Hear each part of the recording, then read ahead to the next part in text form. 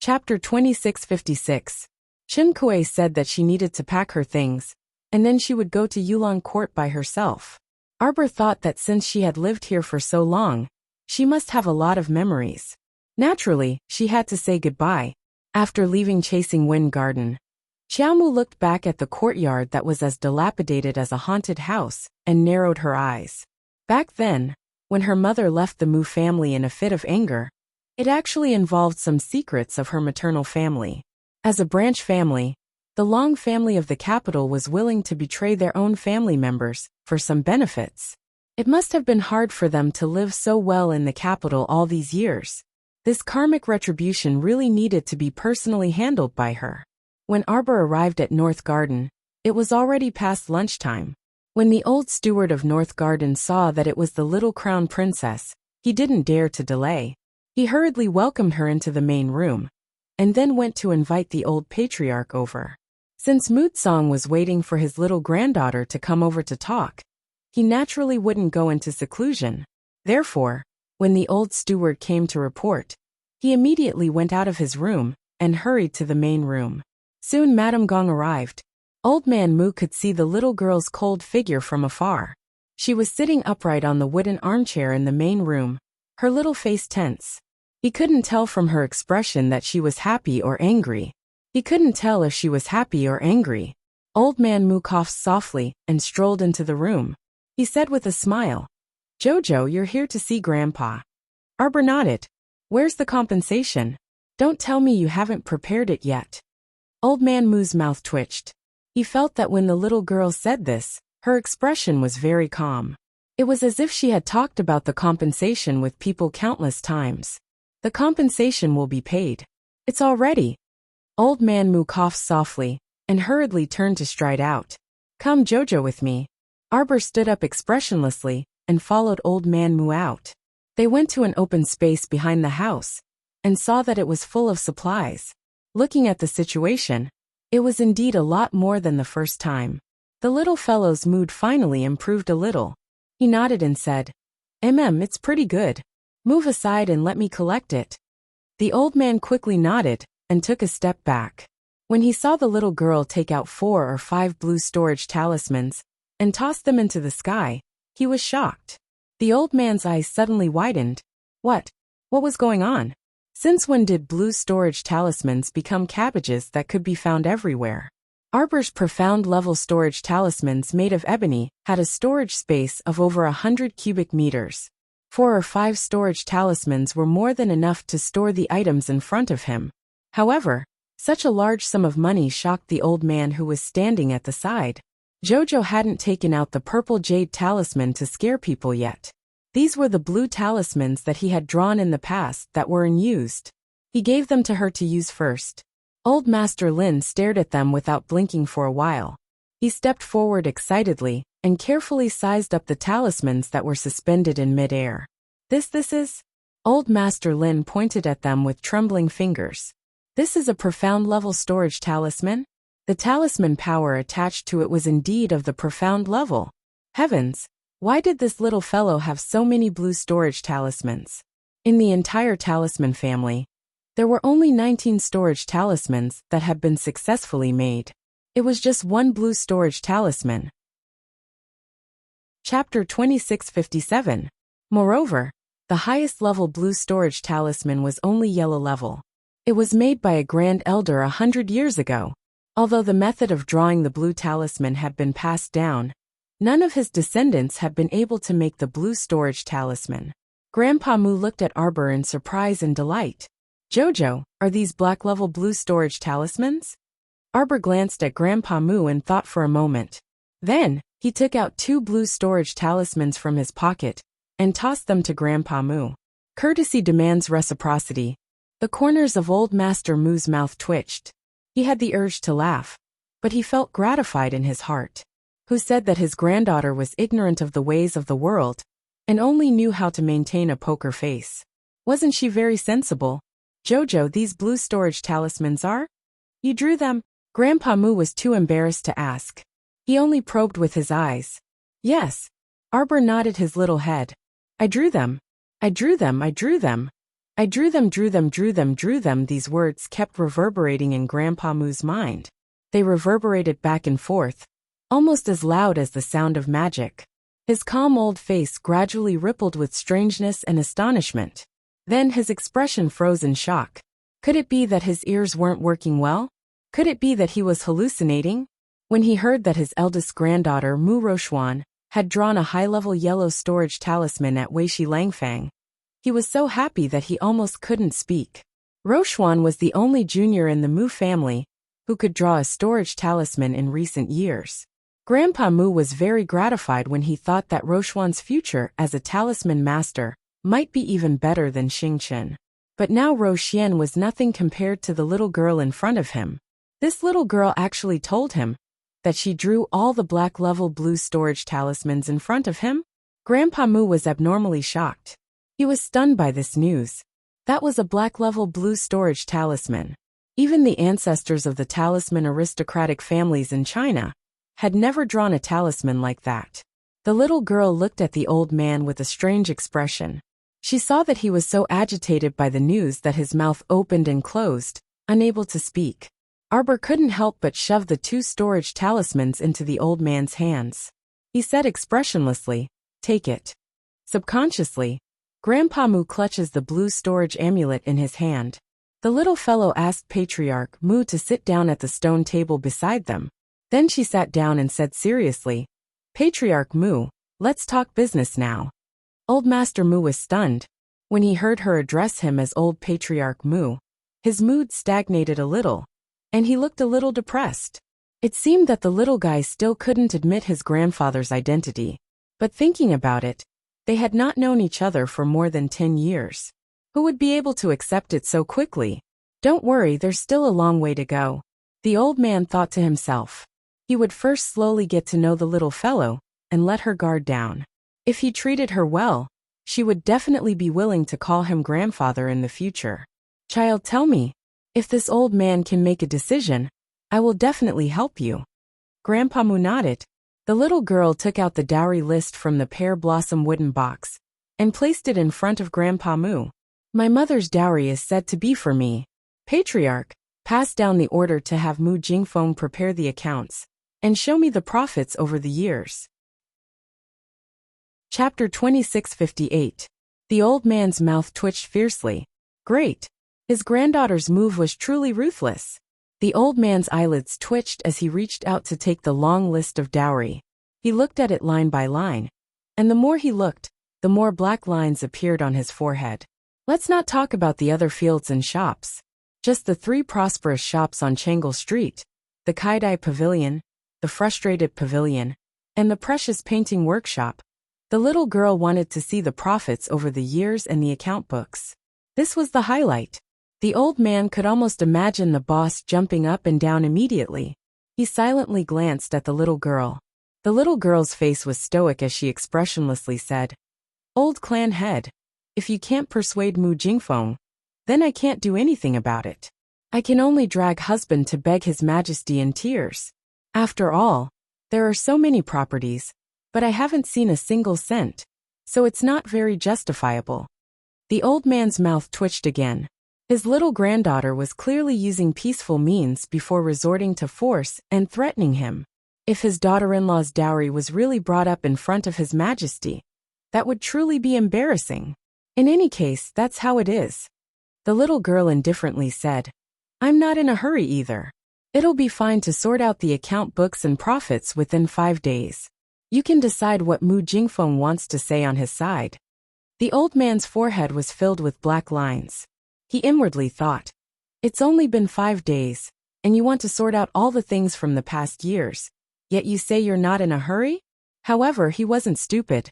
He naturally knew that the father and daughter had a deep knot in their hearts. The little girl was clearly not giving Jingfeng a good life by doing this. The eldest branch had lived such a prosperous and carefree life these past few years. If they had to spit out so much at once, the Mu family's old man himself didn't dare to imagine it. The little girl patted her butt and went back in a good mood. She had said what needed to be said. As for whether they would do it or not, that was their business. Doing things obediently was one thing. But if they didn't, then it was a different story. In any case, she had a backup plan waiting for them. On the other side, in the Imperial Palace's Grand Hall, the air was so oppressive that one could practically hear a pin drop. Ever since the Crown Prince was summoned to the hall, the atmosphere gradually became heavy and frightening. The officials silently lowered their heads like quails, increasingly feeling that the atmosphere here was very stifling. After the Crown Prince went to the rear, he merely looked at everyone with a cold gaze and didn't say anything. This inexplicable pressure caused everyone to shut their mouths. Not speaking for a long time caused everyone's hearts to be hung high, filled with endless tension and oppression. Cough. Finally, someone couldn't take it anymore and coughed dryly. A man in a white robe standing in the middle of the Heaven Origin main hall stepped forward and cupped his hands. Your Majesty, if you want to talk about punishment, the holy nun of my Heaven Origin Hall has suffered a lot while being locked up in the dungeon. She has also received the lesson she deserves. I wonder if your Majesty can. Nie Yaoguang led a group of disciples of the Divine Hall to slander, spread rumors, and abuse the Crown Princess in public. His crime is serious. You want to release him after 5 or 6 days. What do you think Shinjo is? How can you be so presumptuous? Prince Imo finally opened his mouth. The moment he opened his mouth, he was merciless and angry. His eyes were so cold that it seemed like they were about to drop ice shards. The white-robed priest turned and bowed. Your Highness, Yaoguang Saintess Xiamolian didn't listen to him. She waved her hand and said coldly, I don't agree to let him go. Crown Prince, you. Presumptuous. Eunuch who scolded. Tomorrow at 6 p.m. Chapter 2659. The white-robed priest took a step back with a rather displeased expression, the corners of his mouth twitching, as if he wanted to say something. There were about a dozen disciples of the Sun Moon Temple standing in the Qianyuan Hall, led by an old man in brocade. At this time, the old man took a step forward and bowed to Emolian, then turned to the great emperor and said, just as our silver-ranked priest said, the saintess slandered the crown princess on the street. It is indeed her fault. But after so many days, the punishment she has received should be enough. I ask the great emperor to let the saintess out for the sake of the good relationship between our temple and the divine continent. The great emperor pursed his lips and said nothing. No one could figure out what the great emperor was thinking at this moment. The silver-ranked priest could not help but say angrily, I heard that our saintess was beaten up by the crown princess on the street. The silver-ranked priest used the word beaten. It was obvious that he was somewhat unable to suppress his anger. Thinking about it, the dignified saintess of the Sun Moon Temple, who represented the dignity of the temple, was beaten up like a dog by the divine continent's crown princess on the first day of her arrival in the capital. They had all heard that on that day, the crown princess very viciously slapped the saintess dozens of times, and finally took out the spiritual thunder talisman to kill many priests of the temple. This little crown princess was too vengeful. The saintess only committed the crime of speaking. Was there a need to be so ruthless? The most important news they heard was that the crown prince was actually an accomplice to the evildoer, allowing his concubine to do whatever she wanted and humiliate their saintess. It was really intolerable. The silver-ranked priest stood up with righteous indignation and said in a cold voice, Your Highness the Crown Prince, His Majesty the Emperor of the Divine Continent, the saintess of our Sun Moon Temple represents the existence of the Sun Moon and the heavenly Tao, and is the holy source of the temple. These days, your divine continent has beaten her, imprisoned her, and humiliated her. This is already very infuriating. Now that our temple has proposed the terms of exchange, shouldn't you also take a step back? Isn't it a little unreasonable to refuse to let him go? Prince Emil looked at the priest coldly. Release them? Stop dreaming. Since this woman dares to slander my wife, then she can stay in prison for the rest of her life. The white-silver priest's expression changed slightly, and he couldn't help but blurt out, Your Highness, can you make a decision on this matter? There was a hint of disdain in his words. If you can't make the decision, then shut up. The great emperor hadn't said anything yet. The silver-ranked priest sneered. The hall was silent, and all the officials lowered their heads in an instant. Prince Emil looked at him with a cold smile. His voice was neither loud nor soft, but it was cold enough to make people shiver. This person disobeyed this crown prince in front of everyone, so his crime is punishable by death. Where are the guards? Here. Dozens of purple forest guards rushed in from the entrance of the hall and surrounded the silver-ranked priest, who had been blabbering nonstop the moment he entered the hall.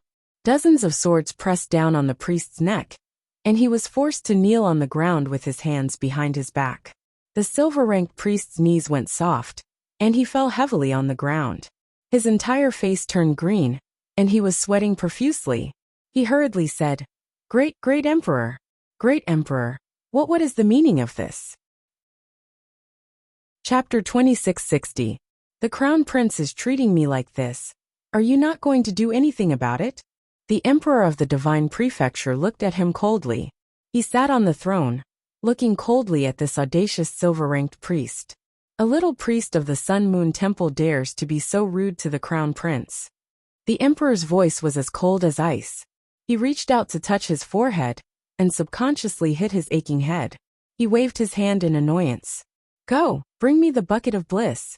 The faces of the courtiers suddenly turned pale and ugly.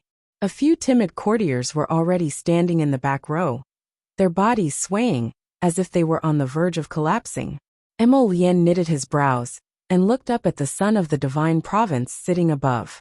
He had no idea what the barrel of bliss his father was talking about was. But looking at the courtiers' panicked expressions, it was obviously not something good. Soon, eunuch who directed 4 young eunuchs with pale faces to bring up a pitch-black wooden barrel that was as tall as a person. Dong! The wooden barrel landed on the ground, heavy as if it landed on everyone's hearts. They could not help but feel their hearts skip a beat. They felt an inexplicable sense of fear. At this moment, the entire hall was completely silent. Not a single sound could be heard. The silver-ranked priest seemed to feel something was wrong. His figure under the purple forest guard could not help but tremble. He hurriedly begged for mercy.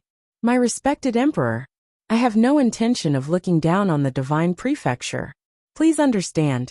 I have no intention of disobeying His Highness the Crown Prince. Don't talk nonsense with him. The emperor felt a headache coming on. He waved his hand and said angrily, Come, let the silver-ranked priest enjoy the world of bliss. Prince Kong, who was standing in the front row, raised his eyelids.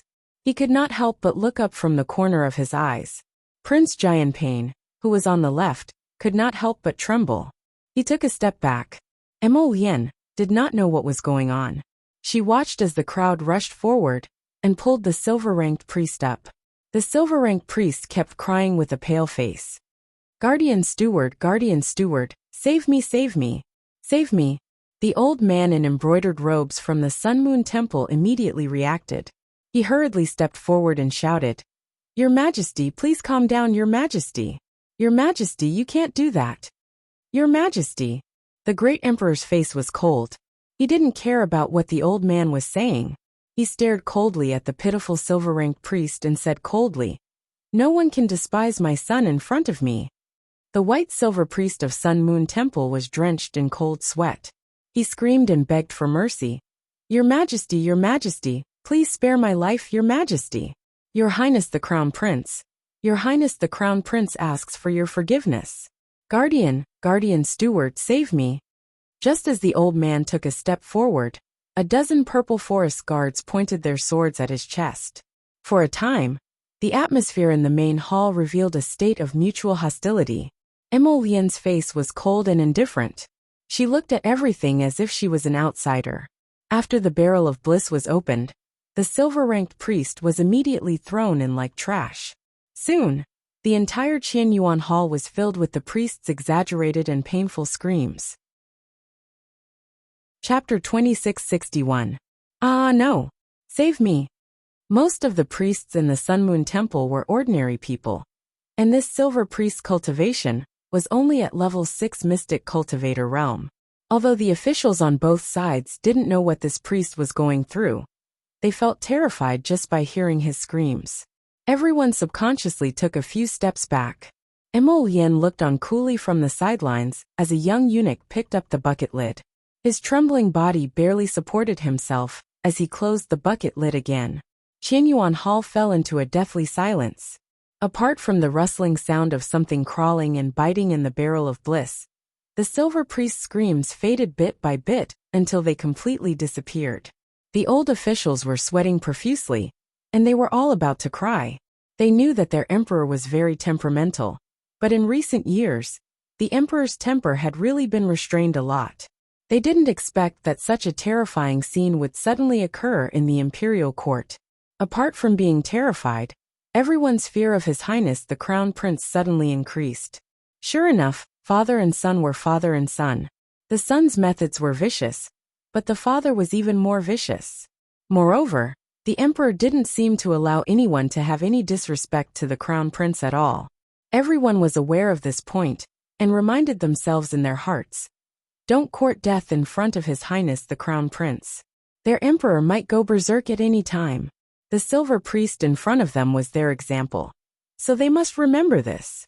Jian Painwang wiped the cold sweat on his head, and secretly glanced at the expressionless Crown Prince standing to the side. He felt even more stifled. As expected of the emperor's biological son, even this indifferent expression was almost the same. The Sun Moon Temple's embroidered elder clenched his fists tightly and forcibly suppressed his gushing anger. He tried to speak in a calm voice. The silver priest offended His Highness the Crown Prince of Guizhou, so he deserved more than death. But the holy nun is the symbol of our temple. I hope that your majesty will show mercy and magnanimity to spare her this time. The embroidered elder lowered his noble head and said indifferently, whatever compensation you want, please feel free to state it. As long as the temple can do it, we will definitely not refuse. The great emperor looked at the Crown Prince. What do you think, Crown Prince? I don't agree to release him. It was still the same sentence, and the same cold expression. The embroidered robed old man clenched his teeth, and took a deep breath. For a long time, there was no sound in the hall. The embroidered robed elder took a few deep breaths, before trying his best to calm his voice. I know that the sage nun did something wrong, and offended the Crown Princess. In that case, I wonder if we can invite Her Highness the Crown Prince Consort to come here? On behalf of the Sun Moon Temple, this old man is willing to offer a sincere apology to the Crown Princess and ask for her forgiveness. The courtiers wiped the cold sweat off their foreheads. He felt that the situation was developing in a strange direction. Was the Sun Moon Temple trying to court death again? If they thought that the little Crown Princess was easier to deal with, then they were gravely mistaken. The great emperor didn't say anything, but looked at his son again. Prince Mo's expression was indifferent, as he stood ramrod straight in front of the hall. He swept a disdainful glance at the embroidered robed elder. What right do you have to say that you can see the Crown Princess whenever you want? Chapter 2662. The Crown Prince Consort doesn't have that much free time to listen to you people's nonsense. Hearing the Crown Prince's words, everyone wanted to ridicule him in their hearts. What was the Crown Princess busy with? She had just returned to the Mu family. What could she be busy with? She didn't have so much free time. She was just a little girl. At most she would return to the Mu family to cultivate. What could she be busy with? The old man in embroidered clothes was the protector of the Sun Moon Temple. At this time, he also had a headache. His Highness the Crown Prince stubbornly refused to let go. And looking at the situation today, the great emperor would definitely not go against the Crown Prince's wishes. He couldn't help but take a long breath. Respectfully bowing to His Highness the Crown Prince, he said in the most sincere tone and attitude, I hope your Highness can allow it. Sun Moon Temple is making this request with utmost sincerity.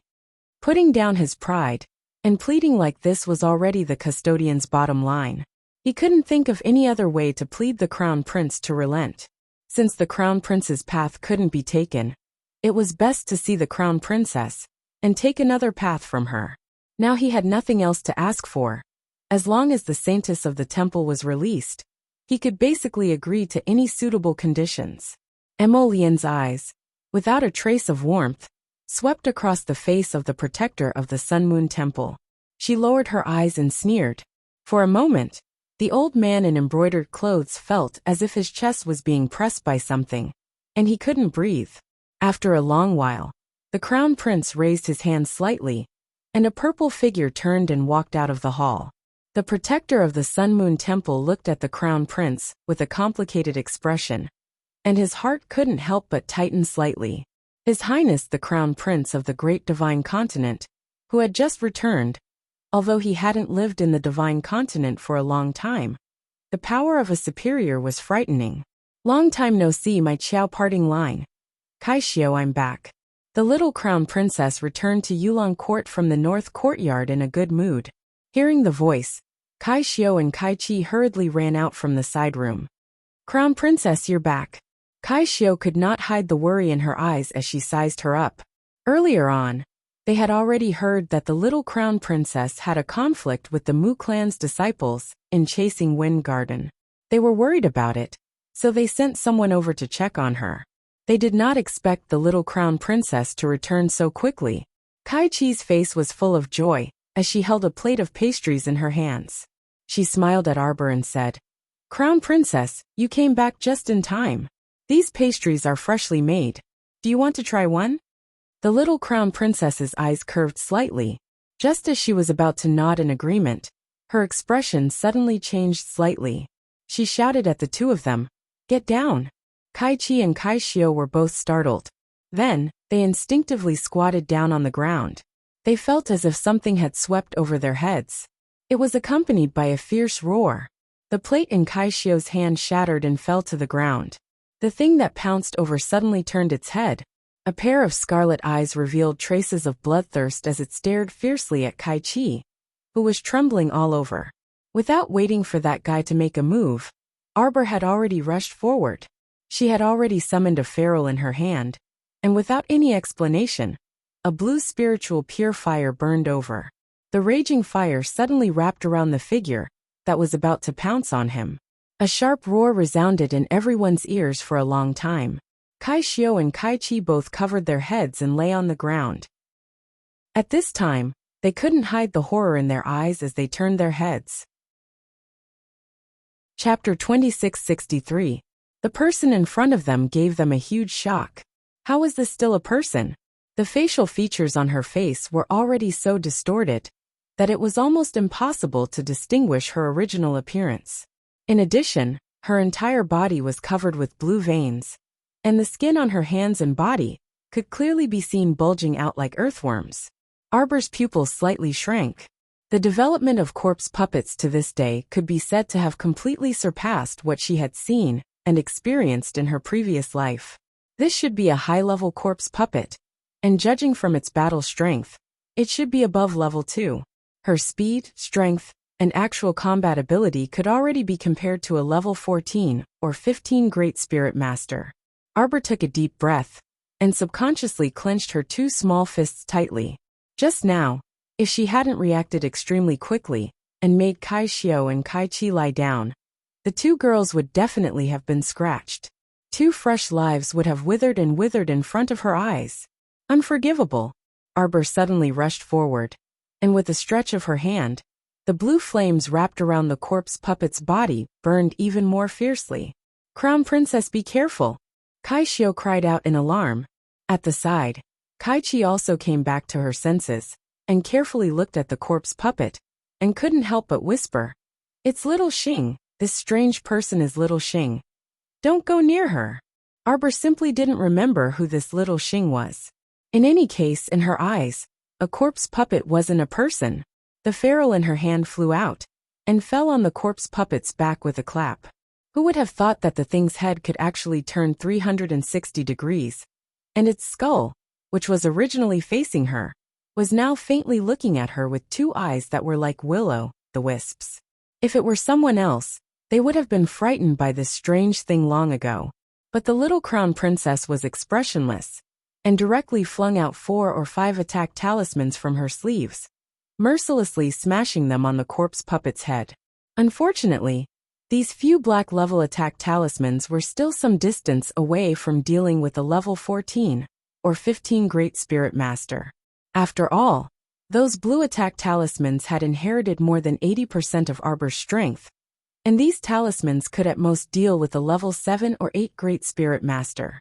Against a rank 3 advanced corpse puppet, that was equivalent to a rank 14 or 15 Great Spirit Master. It was still a bit too weak.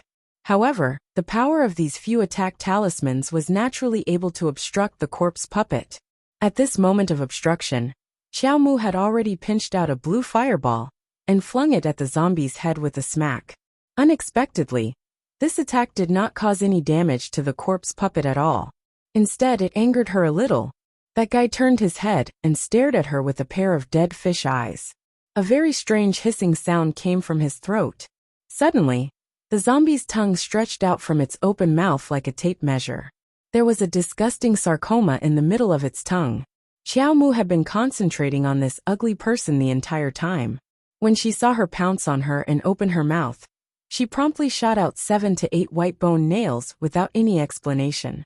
The white bone nail was Duan Yu's unique concealed weapon. The nail was white in color, slender, and had extremely strong penetrative power. Just one nail was enough to make a person wish they were dead. Moreover, each nail pierced through that monster's long tongue at close range, eliciting waves of manic roars from her. However, what terrified Kai Xiao and Kai Chi was that the crown princess had clearly shot several concealed weapons into little Xing's mouth. But she could still move? Arbor narrowed his eyes, and a thought flashed through his mind. Chapter 2664. It seemed that this thing's body's toughness had increased quite a bit again. A dozen or so thin icicles drilled out of Arbor's right hand. He stared coldly at this high-level zombie. The icicles abruptly shot towards the zombie's head. The zombie roared angrily and abruptly pounced forward after accumulating power. Bang! Arbor raised his hand and released a crow-gold arrow at her. The icicles in his hand uniformly flew into the zombie's head. Aolo! The high-level zombie shrieked, and its body crashed to the ground uncontrollably. It still wanted to struggle. Arbor had already swept up to it and ruthlessly smacked its head with his ferrule without hesitation. The rolling power of the earth spirit was instantly activated and smashed onto the zombie's body in an overwhelming manner. The high-level zombie was pressed to the ground, and it struggled with all its might to shake its body before pouncing with a howl. When Wuxia, who had rushed over after hearing the news, rushed into the Magnolia enclosure with a group of Mu family guards, she happened to see a monster baring its fangs and brandishing its claws as it pounced in the little stoic's direction. In the blink of an eye, the little stoic flipped her left hand to gather the power of the earth spirit. She clenched her fist tightly and once again punched the charging high-level zombie. The earth spirit condensed into a huge stone slab and smashed down, landing on the head of the corpse hag in a frenzy. What was even more frightening was that the instant the giant stone slab smashed the zombie and shattered into pieces, a longsword condensed from the earth spirit pierced through the millions of pieces and abruptly pierced through the zombie's deformed head without warning. After the spiritual energy dissipated, only the fist-sized zombie crystal core remained on the ground, emitting a faint glow. Behind Mu Qingya, the Mu family disciples who had barged in couldn't help but narrow their pupils. Setting aside the little fellow's outburst of ruthlessness towards Mulder at the entrance of Lushing Gate, this should be the first time they witnessed the little stoic's black-hearted, ruthless, and decisive battle state. Mu Qingya hurriedly called the disciples of the Mu family in and asked with a serious face, "Xiao Xiao, what happened?" Arbor turned to look at her. "Burn it." Mu Qingya nodded and carefully moved a few steps forward. A middle-aged man immediately walked out from behind her and stopped her. "Madam, be careful." "No, it's fine. He should be dead." Mu Qingya took 2 more steps forward and couldn't help but look at Arbor. "Jojo, what the hell is this?" "This is little Xing, the girl who was sent back to Madam." Xiao Mu gazed at her and remarked apathetically, "I also want to know why she mutated into a zombie while still alive." Mu Qingya was shocked. "Zombies?" Arbor nodded. "Corpse puppets can capture people and infect them with corpse poison. It will gradually turn your divine land into a land of corpses. There will be devastation everywhere, despair everywhere. Life will be filled with fear and darkness, and there will be no more light." With every few words, she took a step forward until she was right in front of Mu Qingya. She stared at her like this, and time seemed to freeze. Everyone simultaneously shuddered. They only felt that the little girl's eyes were eerie and sinister when she said this, causing fear and panic to rise in their hearts. No, Jojo, you probably misunderstood something. Wuxia hastily explained with an anxious expression. If you're talking about that girl, little Xing, I have a bit of an impression of her. Ever since you chased her out of Yulan Court, I locked her up in the woodshed. Chapter 2665.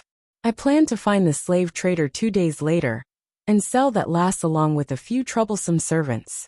Then, I plan to buy a few clever maids and manservants. Wuxia hurriedly explained. I really don't know how things ended up like this. Oh, however, Arbor didn't seem to believe her and coldly swept her gaze over her. According to what you said, you didn't care about her after throwing her into the woodshed? Wuxia nodded, looking anxious and worried that explaining too much would cause Arbor to be disgusted. Her fists were tightly clenched together, and her breathing was somewhat unstable.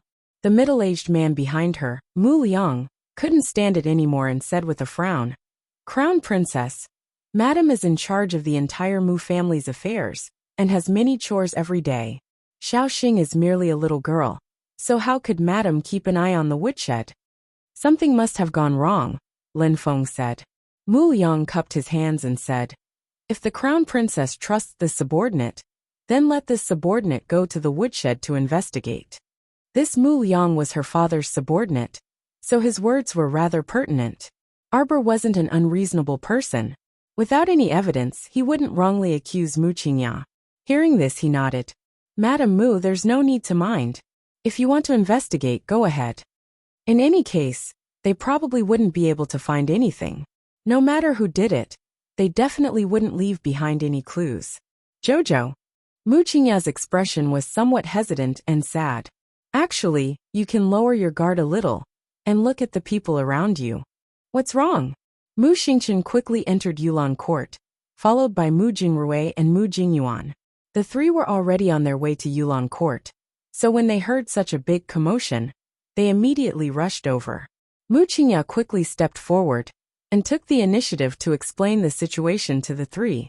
Mu Xingqian and the others hurriedly stepped forward and turned Xiao Xing's body over.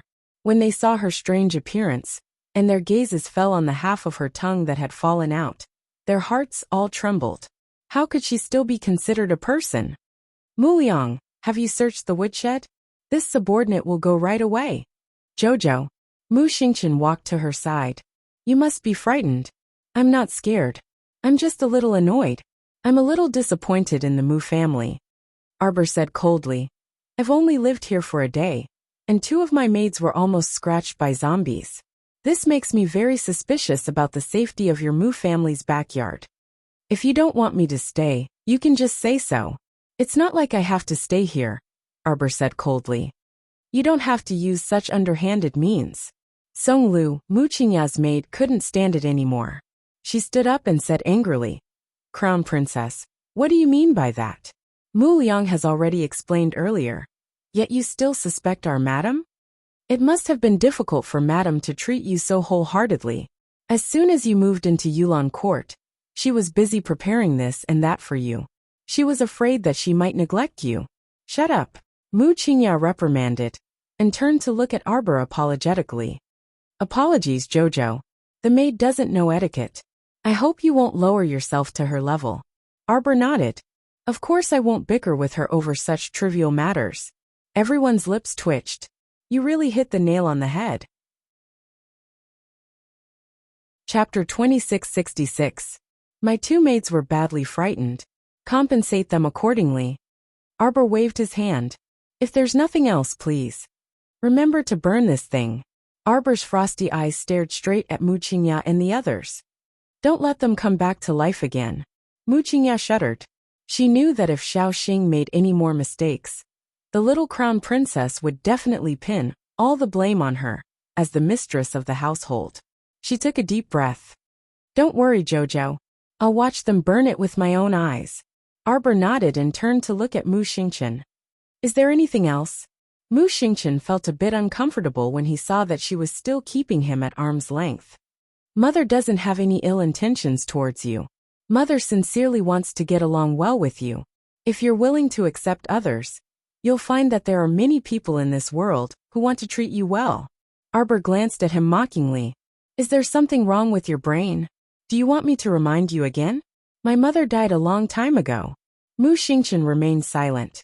Scram! Arbor roared at him. His cold gaze was like a knife that stabbed into Mu Xingchen's heart. He was actually despised by his own sister. A black figure climbed onto the roof. Seeing so many people in the courtyard, he couldn't help but be startled. He then bowed and said, reporting to the Crown Princess, His Highness invites you to Qianyuan Grand Hall. Arbor glanced sideways at the youth and nodded. Amen. Prepare the carriage. Prepare the carriage for the Crown Princess, hurry. Mu Xingchen watched as his little sister walked past him, with an indifferent expression. His expression was a little blank for a moment. Mu Jingrui stepped forward and patted his shoulder comfortingly. Mu Qingya tightly clenched her wrist and suppressed her anger as she said, investigate Xiaoxing's matter. Get to the bottom of it. I want to know who's playing tricks in the dark. To actually do this in front of the Crown Princess. Madam, Song Lu called out pitifully. Shut up. How unruly. It's my fault for indulging you guys too much. How dare you be so impudent in front of the Crown Princess? After you go back, you will have to copy the family rules 100 times, and half a month's salary will be deducted. If you dare to be so presumptuous in the future, I will not let you off so easily. Song Lu retreated sobbing. Mu Qingya, on the other hand, was still angry. She reached out to press on her chest, feeling a little dizzy. Mu Xingchen reached out to support her, but the word mother was suddenly stuck in his throat. When he thought of his younger sister's expression just now, as if she was looking at an enemy, he inexplicably couldn't bring himself to call her mother. Arbor left a noisy courtyard and took a carriage to the imperial palace. He was welcomed into the Heaven Origin Great Hall without any obstructions. At this time, the sun was shining brightly. The entire hall was enveloped by a layer of sunlight. Golden roof, red door, coral window. The cornice curled up, and the grandeur was magnificent. Following the announcement, Arbor strode in with vigorous steps. Apart from a few old censors who had seen the little Crown Princess before, who had calm expressions, the other ministers couldn't help but sneak a glance. This was the little Crown Princess who had beaten the holy nun of the temple to the point that even her mother couldn't recognize her. When the Crown Prince saw that his wife had arrived, his eyes couldn't help but light up. Everyone inexplicably felt a trace of a spring breeze. The low pressure that had been pressing down on them just now was suddenly swept away. Wasn't this too exaggerated? Chapter 2667. Mo Lusheng, who was sitting on the dragon throne in the main hall, saw his son's good-for-nothing appearance and couldn't help but feel a headache coming on. Hu Dequan, who was standing at the side, saw this and hurriedly stepped forward. He took out a small purple gold cauldron from his sleeve and presented it to the great emperor with both hands. Mo Lusheng nodded. Hu Dequan reached out and opened the lid of the small cauldron. He brought the small purple gold cauldron in front of the great emperor and let Mo Lusheng take a breath. Arbor cast a cold glance in that direction. A faint fragrance wafted into her nose, causing Qiao Mu to involuntarily crease her brows. Her fingertips brushed lightly, and a faint medicinal fragrance flowed, immediately sweeping away the fragrance. She didn't like to be contaminated with some inexplicable smell. Mo Lian held her hand and paused slightly, then raised her head to look at her father on the throne. At this time, Hu Dequan had already taken back the small purple gold cauldron, and the great emperor's expression seemed to be much better, putting down the hand that had been rubbing his head. The young couple silently looked at each other, and couldn't help but shift their gaze to Hu Dequan. The latter's body stiffened slightly under their sharp gazes, and the chubby claws under his sleeves couldn't help but tighten. What happened? Why were the Crown Prince and Crown Princess looking at him with such sharp gazes? Hu Dequan felt a trace of inexplicable fear. He was really scared out of his wits by those two masters along the way. Now he wanted to be on good terms with the Crown Prince and Crown Princess. How would he dare to offend them? At this time, he was even more confused. But fortunately, the young couple glanced at him and immediately retracted their gazes. The steward of the Sun Moon Palace took a step forward and bowed to the young Crown Prince Consort. Your Highness the Crown Prince Consort, I am Steward Wen Quan of the Sun Moon Palace. Arbor immediately understood why the Crown Prince wanted to bring her to Qianyuan Hall. Manager Protector Wen Quan continued, Crown Prince Consort, please allow me to apologize to you. On behalf of my Saintess, I would like to express my deepest apologies for my rude words earlier. Now the Saintess has received the punishment she deserves. Do you think we can, not dead? Arbor turned to look at the Crown Prince. The Crown Prince shook his head and asked, do you want her dead? Arbor nodded. Die. Everyone was suddenly speechless. They secretly raised their heads and glanced at the cruel couple. What kind of godly development was this? Wasn't someone apologizing to her and begging her to let the Saintess off? But the little Crown Princess suddenly said the two words die in all seriousness, causing everyone present to feel a chill run down their spines. Why did this scene suddenly seem a little funny? It should have been a very tragic thing. But when the Crown Princess said it so bluntly, he didn't know whether to laugh or cry. Manager Wen Quan was stunned for about 3 seconds before he hurriedly said, Crown Princess, no you Sir Jojo stretched out a small palm and made a shut-up gesture. Crown Prince Mo lowered his eyes slightly, suppressing the urge to laugh in his belly. Nie Yaoguang spread rumors the moment she entered the capital, saying that I'm a disaster. Arbor said mildly. I think before she said this, she was already prepared to die. Everyone. We actually have nothing to say in response. When Quan saw her determined expression, as if she really wanted to kill Nie Yaoguang, he couldn't help but feel a little anxious. Chapter 2668. Crown Princess. The temple is willing to use 1/10 of Chess Mountain's mining rights in exchange for the holy nun's life. Manager Wen Quan had no other choice, and hurriedly brought out his trump card. As soon as these words were spoken, all the ministers in the hall began to whisper to each other in whispers. That was 1/10 of Chess Mountain's mining rights, which brought a lot of benefits to the imperial court every year. With so many spirit stones, it was enough to supply 10,000 people in the elite camp. A minister standing behind the King of Jianpain quickly elbowed the King of Jianpain's waist. The King of Jianpain's face was dark, and he didn't want to speak. Hadn't he suffered enough losses at the hands of the young couple? Whoever opened their mouth would be unlucky. He wasn't a big fool. So why should he jump out and be the bird that stuck its head out? Prince Kong stood beside the King of Jianpain. Seeing the King of Jianpain's expression of, I'll hold it in, I'll hold it in, I'll hold it in, he couldn't help but secretly twitch the corner of his mouth, thinking, the youngest's IQ has risen in a straight line. Today's matter, he actually didn't jump out and criticize the Crown Princess. It can be seen that he's starting to grow brains. No matter how Prince Kong ridiculed, the King of Jianpain stood there calmly, watching the show without moving. Are you kidding me? Criticize the Crown Princess. He still freaking owed the Crown Prince Consort a debt. If he criticized her now, wouldn't he be in a hurry to be criticized back? Moreover, he would definitely be forced to repay the debt in advance. Humph. He wouldn't say anything. Whoever wanted to fight for this 1/10 of the spiritual stone mine, for the imperial court, would have to fucking do it themselves. The official behind the King of Jianpain was somewhat anxious. He glanced sideways at the few imperial censors behind him, and saw that each and every one of them was looking down at their noses. It was obvious that they would not open their mouths to speak. He could not help but feel stifled. What was going on with these imperial censors, who were usually the last ones to jump up and down to criticize others? Recently, they were so well behaved that it almost made people suspicious.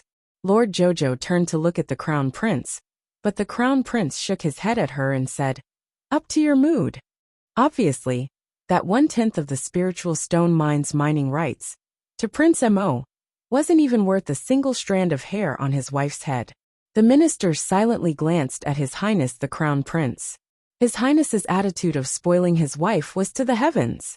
Left Prime Minister Qin Chaoji was over 50 years old, and had a strong body.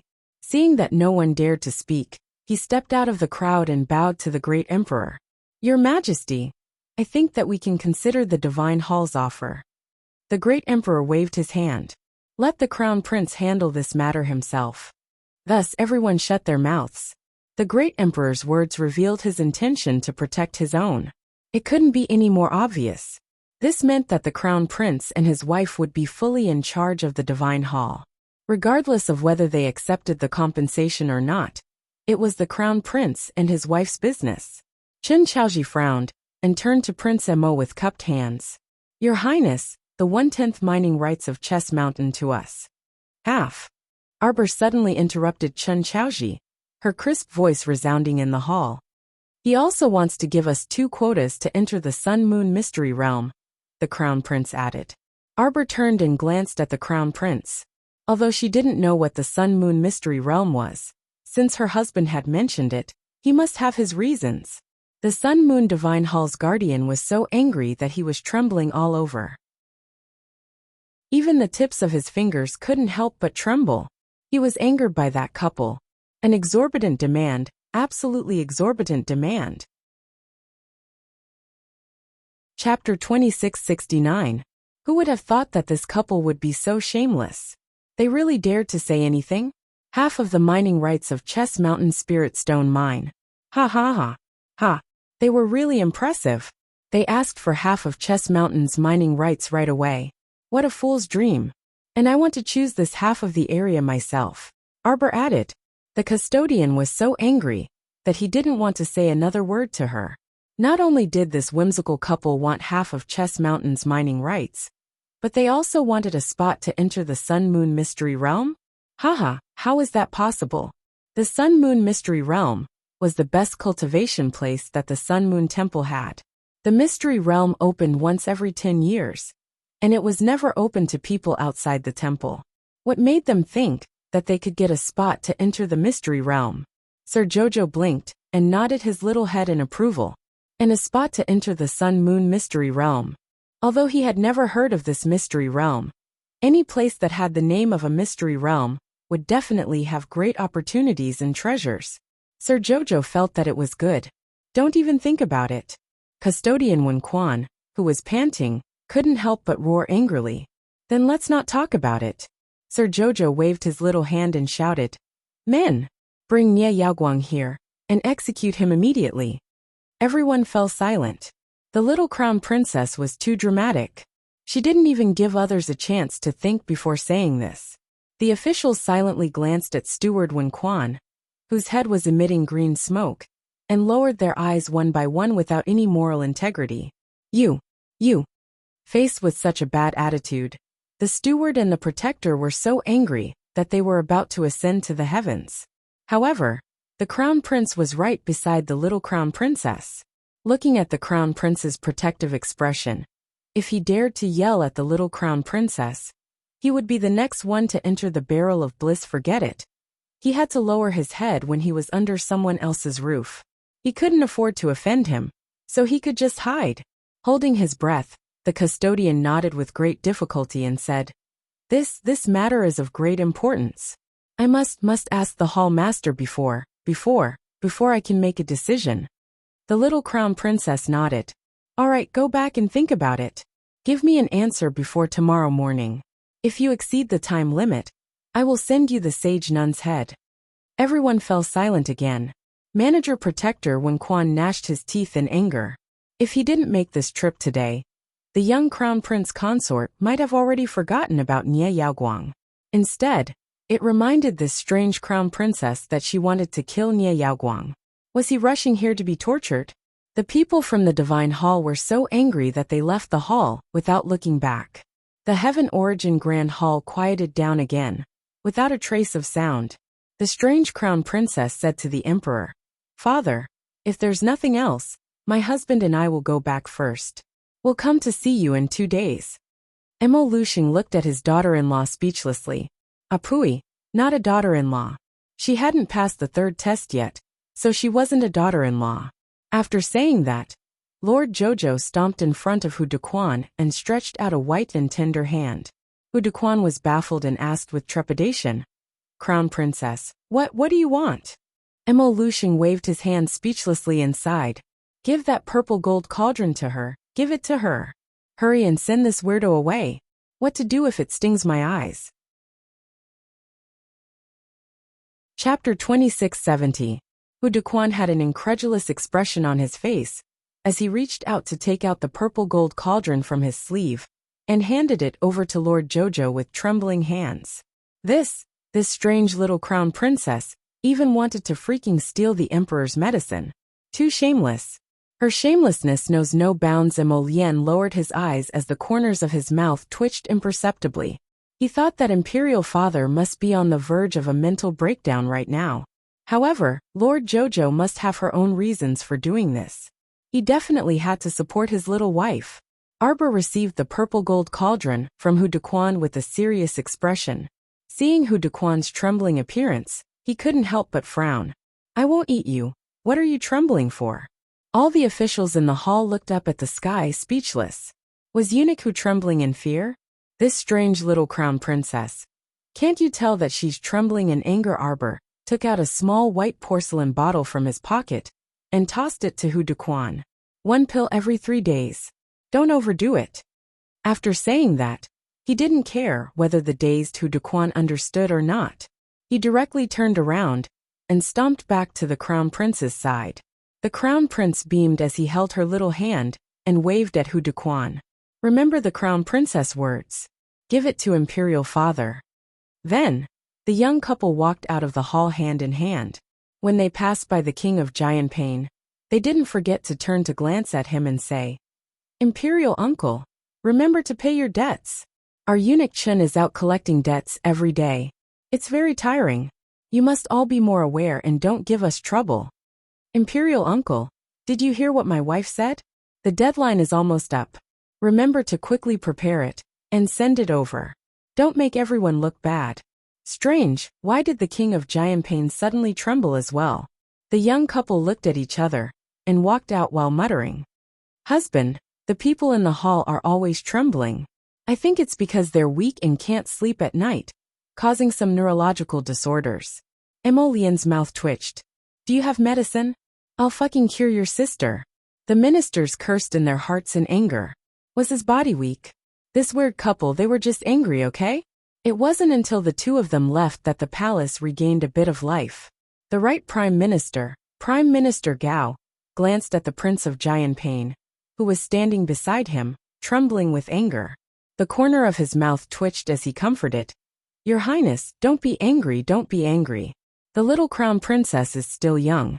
Children don't know any better. Don't be angry, don't be angry. Jojo's section break. Taiji Palace of Phoenix Emperor City as Duan Yu flipped through the invitation letter in his hand. His gaze landed on a certain heir sitting across from him, who was leisurely sipping tea from a cup. You're going to? Prince Qing put down his cup and nodded. Must I go? The Crown Prince of King Qing nodded again. Yes. What's the point? Yes. Rong Qing gave him a clear answer. When the 3 provinces gather, the winds and clouds change. Whoever obtains first place on the Heavenly Prime roll will be able to obtain large amounts of resources and benefits for the province they belong to. This is a checkpoint to test each prince's ability. So the Crown Prince and the second prince also have to go? Rong Qing shook her head.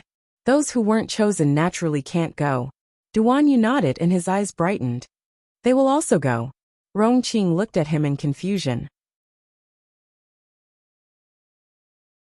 Chapter 2671.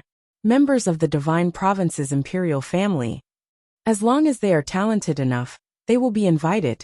That bastard will definitely be invited. Duan Yu murmured with certainty. If he is invited, the little fellow will definitely go as well. Rong Qing glanced at His Highness. Are you talking about the Crown Princess of the Divine Province? If the Crown Princess cultivation isn't high, and she doesn't have any special skills, she probably won't be invited. Duan Yu glared daggers at Rong Qing like he was looking at an idiot, but the latter was baffled. Go ask around and see if they are going or not. To say that his Jojo's cultivation isn't high poo. Rong Qing was instantly speechless. You aren't trying to say that if those 2 from the Divine Province aren't going, you won't go either? Duan Yu nodded. That's right. His matter-of-fact attitude was simply baffling.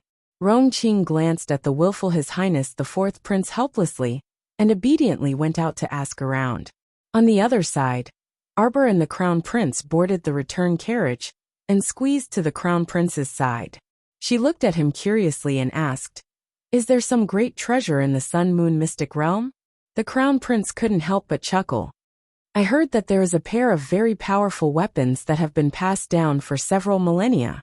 "Oh, can it be more powerful than my pharaoh?" "That is a weapon created by heaven and earth, and formed from the essence of the sun and moon.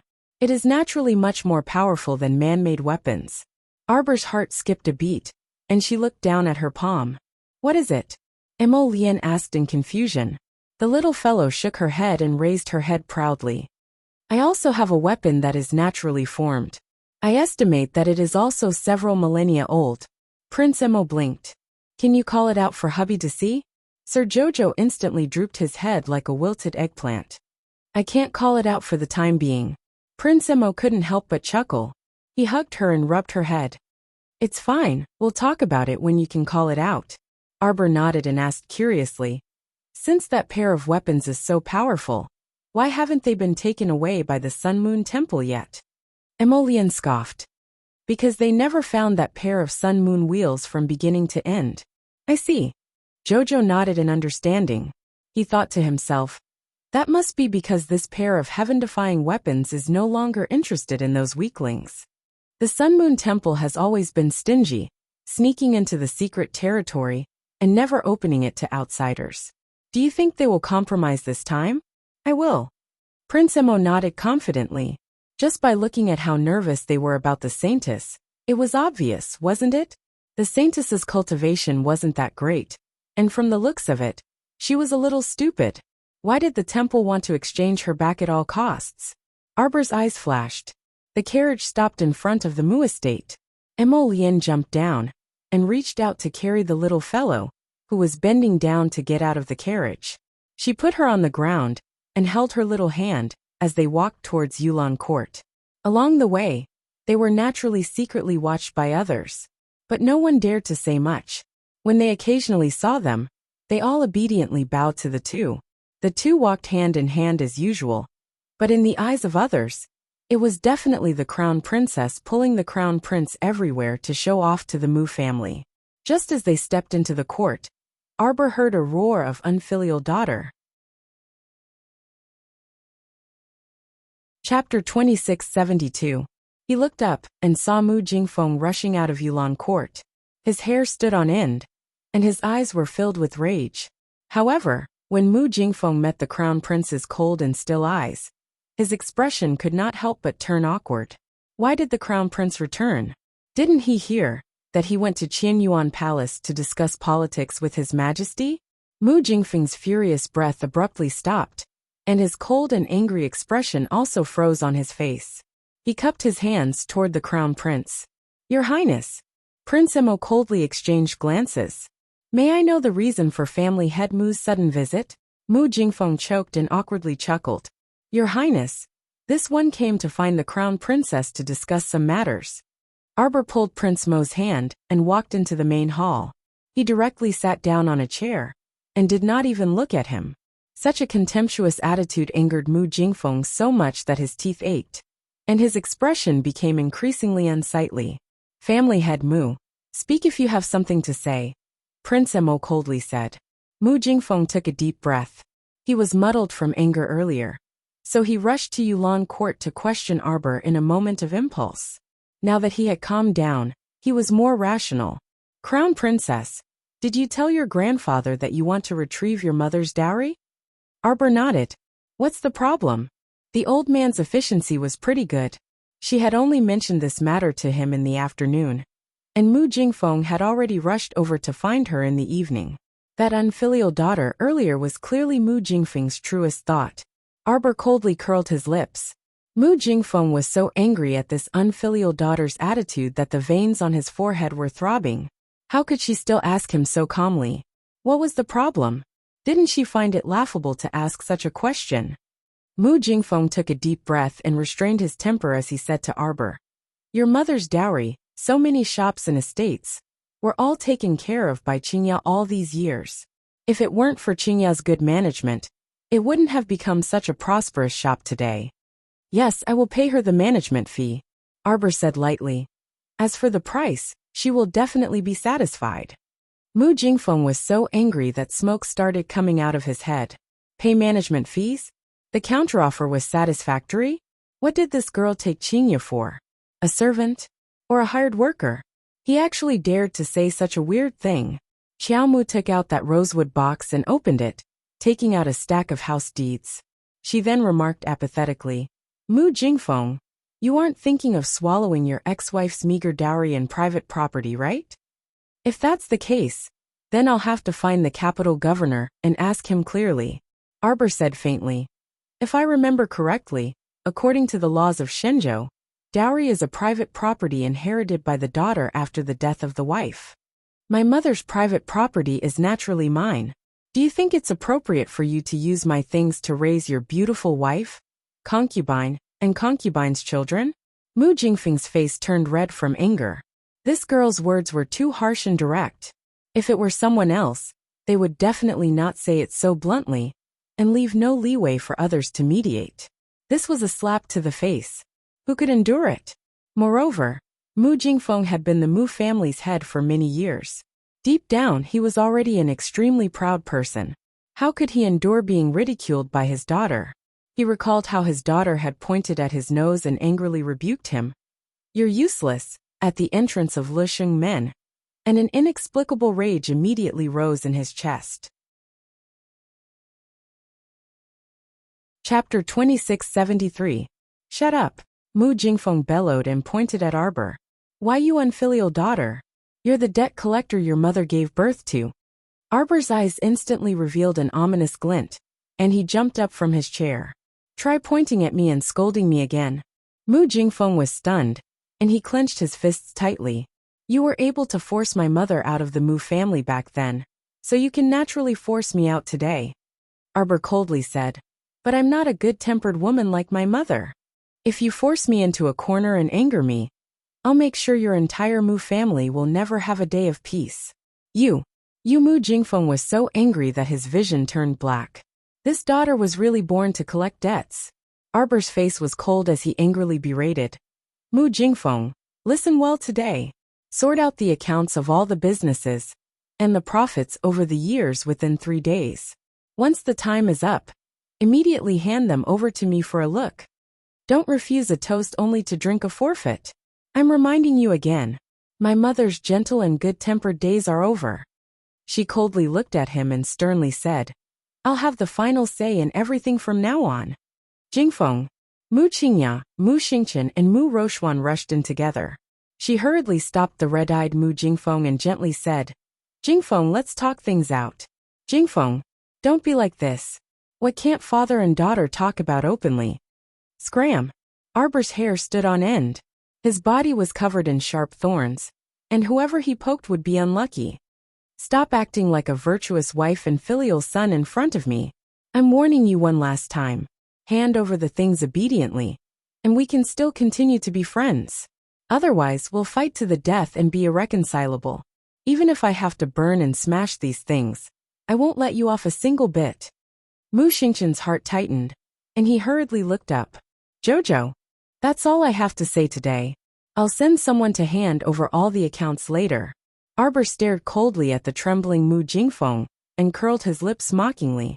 Mu Jingfeng, I didn't expect you to be so disgusting. After driving his wife out of the Mu family, he can still take his wife's dowry all these years and raise such a large group of beautiful women with a clear conscience. Ha ha ha ha. Although Arbor was smiling, the disdain in his eyes was as clear as day, and not a ripple could be seen on his stoic face. In this world, if you claim to be number 2 in shamelessness, no one would dare to claim to be number 1. Jojo. Mu Xingchen was in disbelief. He didn't expect his younger sister to insult her biological father like that. Mu Jingfeng was also so angry that he was completely speechless. Vicious, this daughter of his was simply vicious to the extreme.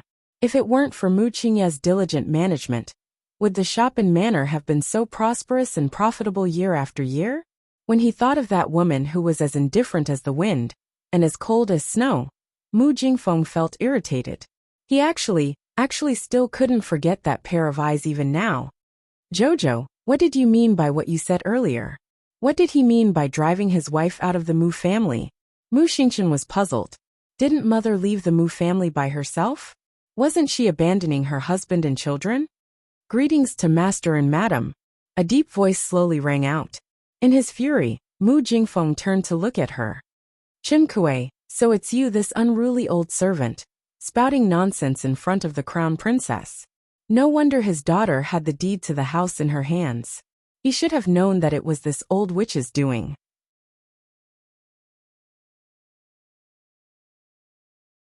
Chapter 2674. Chen Kuei bowed in a manner that was neither servile nor overbearing. Master, Chen Kuei is only speaking the truth. You told me that mother left the Mu family on her own accord. Mu Xingchen turned to look at Mu Jingfeng with a trace of suspicion in his eyes. What did Jojo mean by his words earlier? Eldest young master. Madam was forced to leave the Mu family on her own accord. It's been so many years, yet family head Mu has deceived his own son like this. Chen Kuei smiled sarcastically. No wonder you wouldn't let this old servant see eldest young master again back then. This old servant wanted to see young master several times, but every time, I was either told that young master was in closed-door cultivation or had gone out to cultivate, telling me not to disturb him. There was once when this old servant barged into young master's court at night, but before I reached the inner court, I was injured and had to escape. Then, this old servant understood after returning that this old servant couldn't see eldest young master anymore. If it weren't for family head Mu wanting to retain some face to avoid rumors of him being intolerant and unwilling to even let off his ex-wife's housekeeper, I'm afraid this old servant would have been killed by you long ago. Chen Kuei, if you're hiding in that dead person's house, then just do as you please. You even came out to sow discord. Do you really think this family head doesn't dare to kill you? Mu Jingfeng glared coldly as he reprimanded angrily. He should have killed this unruly old servant a few years ago. He should have killed this old fart when he couldn't get the deed to the house back then. If it weren't for her crafty and slippery words, that she had long left a backup plan outside to kill her and sully the entire Mu family's reputation. How could he have been so timid as to let her live until now? Reputation was very important to him. He was the Mu family's family head in the eyes of the world, the pillar of the entire Mu family. He could not fall. Family head Mu, if you want to show off, then return to your own court. You can forget about it at my place. The girl bluntly ordered him to leave. Prepare everything. When the 3 days are up, I'll personally bring people to receive it. Don't be so shameless. When the time comes, I'll make you suffer the consequences. You. Mu Jingfeng was so angry that his head was about to explode. With a fling of his sleeves, he walked out of the courtyard. Good. He really had a good daughter. Mu Qingyao looked at Jojo with a complicated expression, sighed and hurried out. Mu Xingchen, on the other hand, seemed to have lost his soul. Arbor, on the other hand, did not want to pay any attention to him. Take care of his feelings? Stop joking around. He was already an adult, but he didn't have any sense of judgment at all. He was simply a pig's head. Xiaomu did not know that right now. She was being mischievous because she expected better from him. How could the crown prince not understand? He stepped forward and held her hand to comfort her. Can you find a group of people who can do accounting? The crown prince nodded and patted her head. Don't worry, leave this to me. Arbor nodded. She decided to settle the score with Mu Jingfeng. Before the two of them could continue speaking, they saw Huifeng enter with a grin and report. Master, the people from the temple have agreed to the conditions and delivered the contract for Chess Mountain Spirit Stone Mine, as well as 2 blank jade tablets for entering and exiting the mystic realm. The crown prince nodded unsurprised. He turned to look at Sir Jojo. Arbor nodded and said, let them go. Alrighty. Huifeng ran off excitedly. Sir Jojo and the crown prince exchanged a look. Was it normal for subordinates to be abnormally excited every time they received compensation? The temple's custodian Wen Quan finally received the released holy nun and her entourage. The holy nun was no longer enveloped by her usual holy halo. Instead, she looked like a beggar when Quan glared fiercely at her. Follow me. Chapter 2675. Nie Yaoguang's body trembled slightly. She lowered her head and hurriedly followed the footsteps of the custodian. Her hands under her sleeves involuntarily clenched tightly. The two spirit stallions were very fast. In a flash, they arrived in front of an ordinary farmer's courtyard in the suburbs. Nie Yaoguang followed the custodian Wen Quan and carefully walked into the courtyard. A tall figure slowly turned around. His face was covered with a devil mask, and his gaze was cold as he looked at her. Nie Yaoguang's body suddenly stiffened. She hurriedly knelt on the ground. Hall Master. Who told you to act on your own? A heavy palm wind swept over, landing heavily on Nie Yaoguang's face. Ah! Nie Yaoguang screamed, her body falling towards the flower bed in the courtyard. Custodian Wen Quan's old face was very serious. His head was slightly lowered. His hands were solemn as he stood at the side. His expression was very respectful. Nie Yaoguang reacted, hurriedly crawling forward.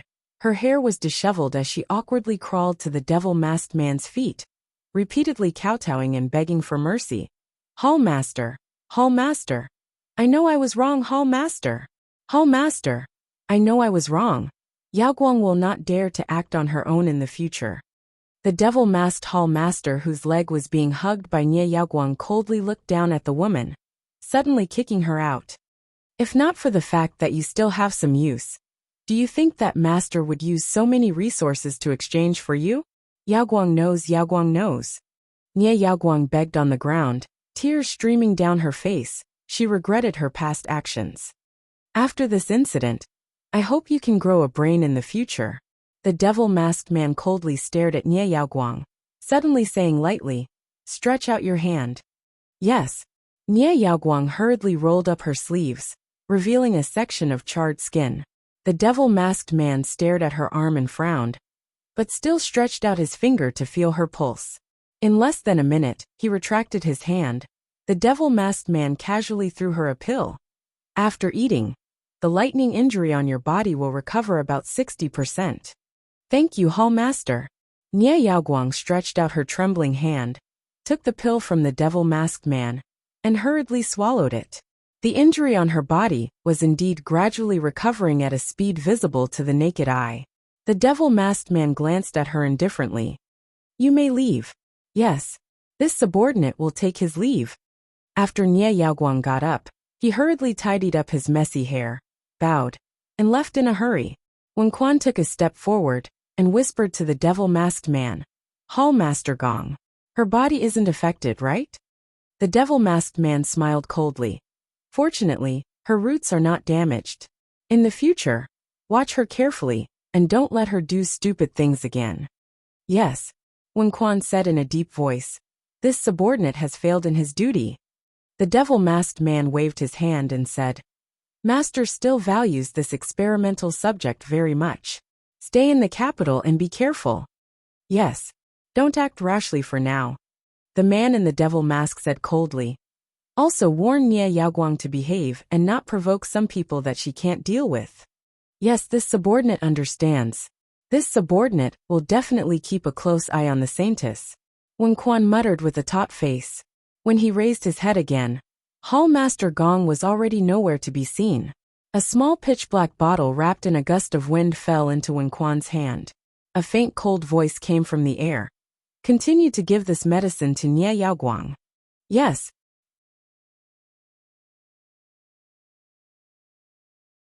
Chapter 2676. There was another heavy snowfall last night, and the entire Tsang province was blanketed in a blanket of white. This was probably the last snowfall in Tsang province. When Rong pushed open the door and entered, he immediately saw Prince Chen standing by the window like a stone sculpture, his melancholy and silent gaze resting on an unknown place.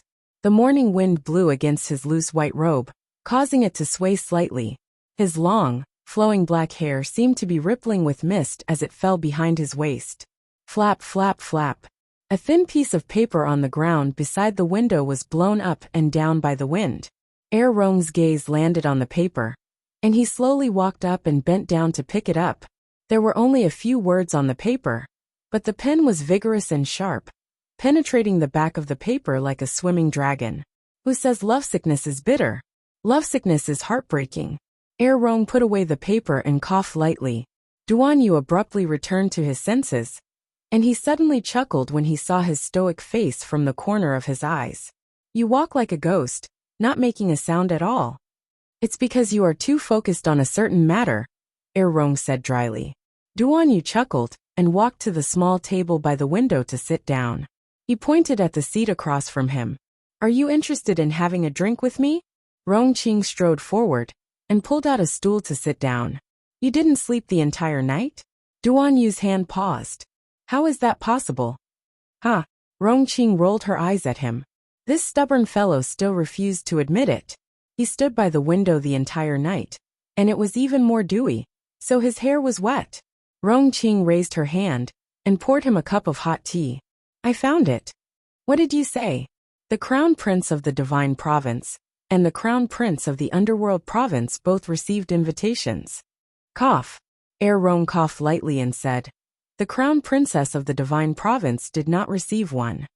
Duan Yu looked up at him strangely. Is the Royal Academy's principal a fool? Rong Qing shook her head with a straight face. No, I'm not. The principal has the highest cultivation in this generation of the Yun family. Venerable Immortal Yun Piaomiao. In other words, he couldn't be a fool with such a high cultivation. Duan Yu looked at him speechlessly. I'm not going. If Jojo wasn't going, why would he go? Boring. Rong Qing hurriedly said. Your Highness, please think twice before you act. I heard that Crown Prince Rongli did everything he could to get a spot, and even formed a team. How could a weakling like him fight his way to first place on the Heavenly Yuan roll? Duan Yu asked incredulously. Even though I can't cough, if I can obtain first place on the Earth Yuan ranking, I will be able to obtain a considerable amount of resources. The Crown Prince also doesn't want to lose to you. Duan Yu raised his brows. The Earth Prime roll? If the Tianyuan ranking is ranked first for an individual, then the Tianyuan ranking is ranked first for a team. Duan Yu nodded in understanding. Rongli formed a team? Yes. Rong Qing nodded. The Crown Prince has already contacted a few of the older students in the royal school. As long as he goes in, he can form a team. Oh. Duan Yu pursed his lips disinterestedly. Then let him go. I don't want to go to a boring place like the academy. Rong couldn't help but feel a headache coming on. His Majesty had given him a death order. He had to escort His Highness to the academy and fight for first place. The annual Tianyuan ranking in the 3 provinces was the focus of competition. However, he didn't expect the willful Prince Chun to reject the academy's invitation. Chapter 2677. If he had known earlier, he wouldn't have told him that the little crown princess didn't receive an invitation. He was still to blame for being too straightforward. Rong massaged his throbbing head and advised kindly. Your Highness, there are many benefits to going to the Royal Academy. Other people can't even beg for it. Seeing that Duan Yu didn't reply, Rong Qing hastily added. Anyway, the entrance exam is on March 15th, so there are still 7 to 8 days for you to consider. Oh, is there still a need to consider? Rong Qing quickly said. Perhaps the Crown Prince of the Divine Province has a way to bring the Crown Princess along. Duan Yu was startled, but his spirits perked up. What you said makes some sense. If Mo Lien, that guy, insisted on going to the Royal Academy to compete for first place on the Tianyuan roll, then he would definitely bring Jojo along even if he had to create a fake invitation. It had to be said that Duan Yu truly understood Prince Mo too well. Rong secretly sighed in relief when he saw that Duan Yu changed his mind. We should make preparations early. If there was anything to prepare, he just needed to inform his mother in advance. Duan Yu pursed his lips and thought to himself. Seeing that he didn't answer again, Rong Qing helplessly picked up her teacup and drank a mouthful of tea. With this shout, his eyes immediately lit up a little. What? This tea? This is? Such rich spiritual energy was like a warm current sliding down the stomach when it entered her mouth. This was too comforting. Duan Yu's gloomy mood was instantly swept away, and he smugly winked at Rong Qing. How is it? It's delicious, right? The spiritual tea that Jojo gave me can't be sold outside. Rong nodded. After the spiritual tea entered my body, my meridians reacted, and the circulation of spiritual energy in my body also sped up. Duan Yu was even more pleased with himself when he heard this. He thought, that foolish old man from the Royal Academy, not accepting our Jojo into the Academy, is simply his loss for 8 lifetimes. Your Highness, Xiao Kezi's report came from outside the door. Noble Lady Qing's manservant delivered a level 7 spiritual horse to our noble consort Duan. Her Highness the noble consort said she didn't need it, so she delivered it to Your Highness. They said they caught it in the Crimson Shadow Forest. Your Highness, do you want to come out and take a look? It looks so mighty and beautiful. Duan Yu raised a brow. Noble Lady Qing presented Buddha with borrowed flowers. She said that she was going to give his mother a spirit horse, but in reality, she was borrowing his mother's hand to give it to him. Spirit horses were not as common as spirit stallions. Spirit stallions had spiritual awareness, whether it was their reaction speed or their ability to travel thousands of miles in a day. They could not be compared to spirit stallions. Let's recuperate for 2 days first. I'll go take a look when I'm free. Yes, Your Highness. Xiao Kezi retreated. Rong Qing could not help but raise her eyebrows. This new noble Lady Qing is a smart person. Duan Yu curled his lips. He couldn't help but find it funny when he recalled Empress Lu's hard-pressed appearance these days. Rong Qing's eyes drooped slightly as she downed the spirit tea in one gulp. Your Highness, would you like to reward your humble servant with a few tales of spirit tea leaves? Get lost. Rong Qing rubbed her nose and walked out of the Taiji Palace with a sad expression. The small boat of friendship capsized just like that. After Rong Qing left the bedchamber, Duan Yu poured himself another cup of steaming spirit tea and took a sip. Empress Lu's unlucky life began from the moment they left the heaven of ice and snow region and returned to Flat Mountain Town.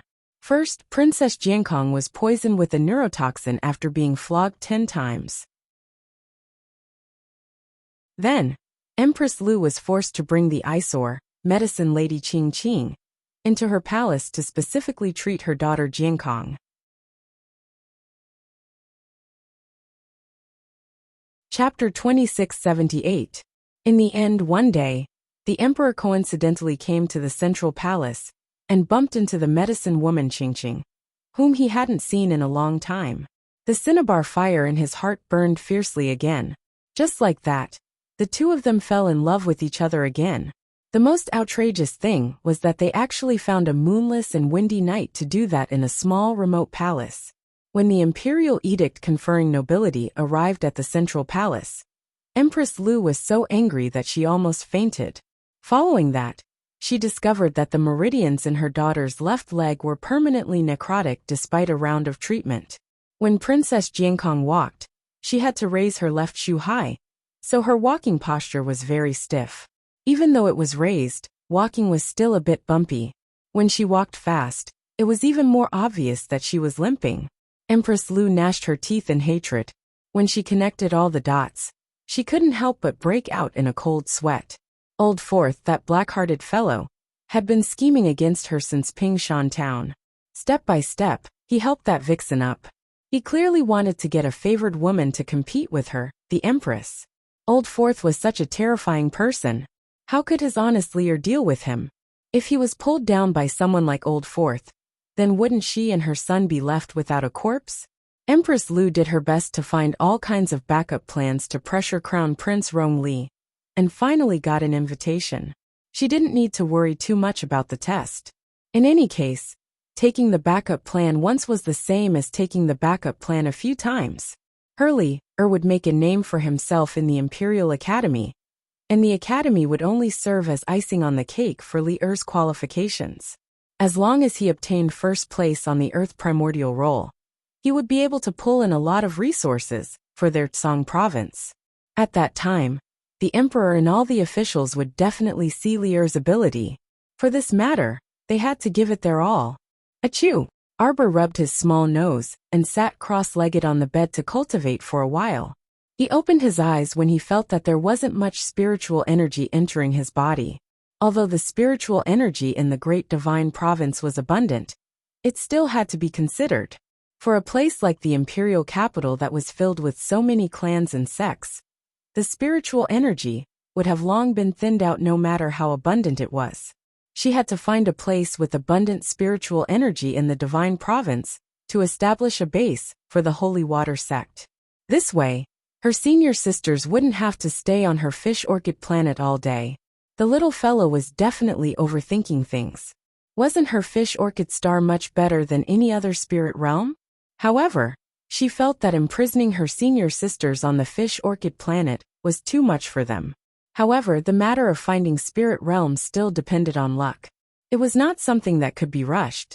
When the Holy Water Sect opened its doors in the future, they would be settling down in the Divine Province for a long time.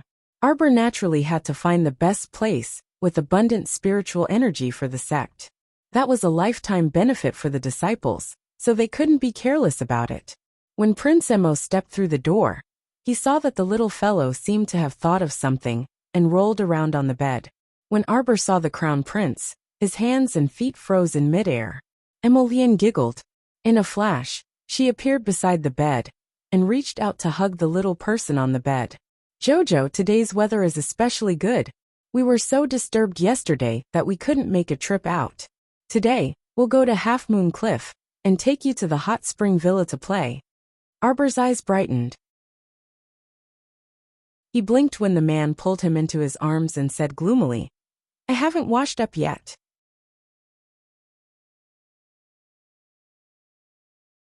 Chapter 2679. Emolienne lowered his head and kissed her fair and tender little face. "It's all right, hubby doesn't mind." "Hey, Jojo dislikes you." Sir Jojo glanced at him and harumphed.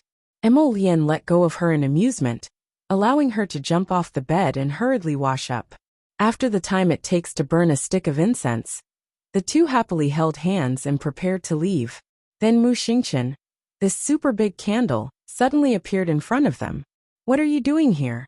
His Highness the Crown Prince stared at his brother-in-law in displeasure. "Can't you be a little discerning? Can you not disturb the couple's two-person world?" "I'll go with you." Mu Xingqian made the final decision, not giving Prince Emo any leeway to refuse. The Crown Prince was simply stunned. He had a very bad premonition. This brother-in-law jumped out. Could it be that he wanted to compete with this Crown Prince for favor? From the looks of it, something wasn't right.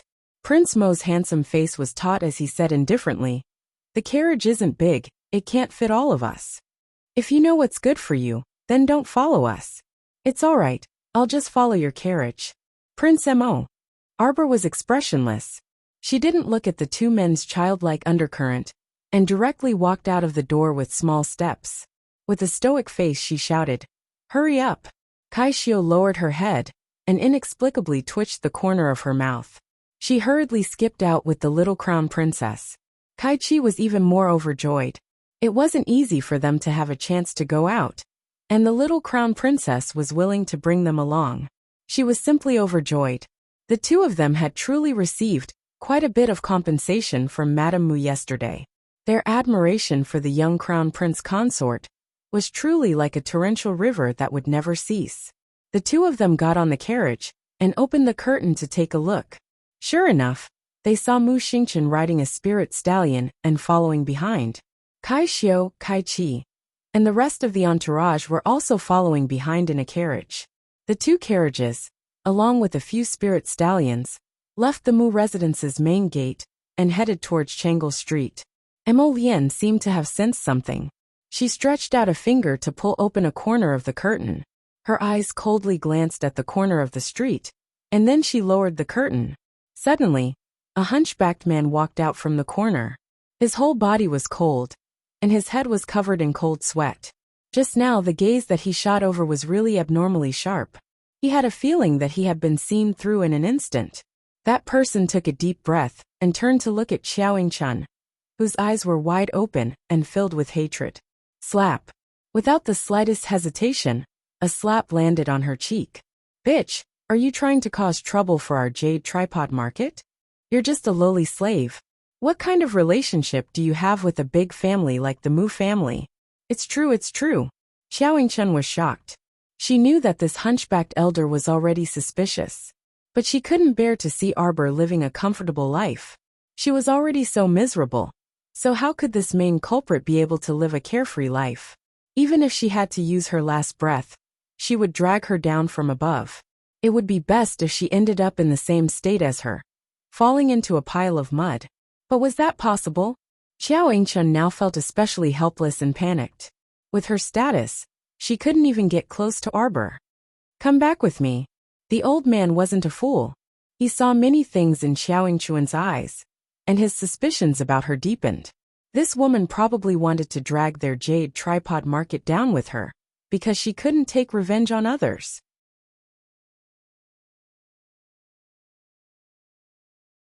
Chapter 2680. Xiao Yingchun instantly became anxious. She struggled and shouted, "Old Manly, I think you're scared." Old Man Li's eyes flashed and he sneered. "You don't need to provoke me. Yang is someone who does big business.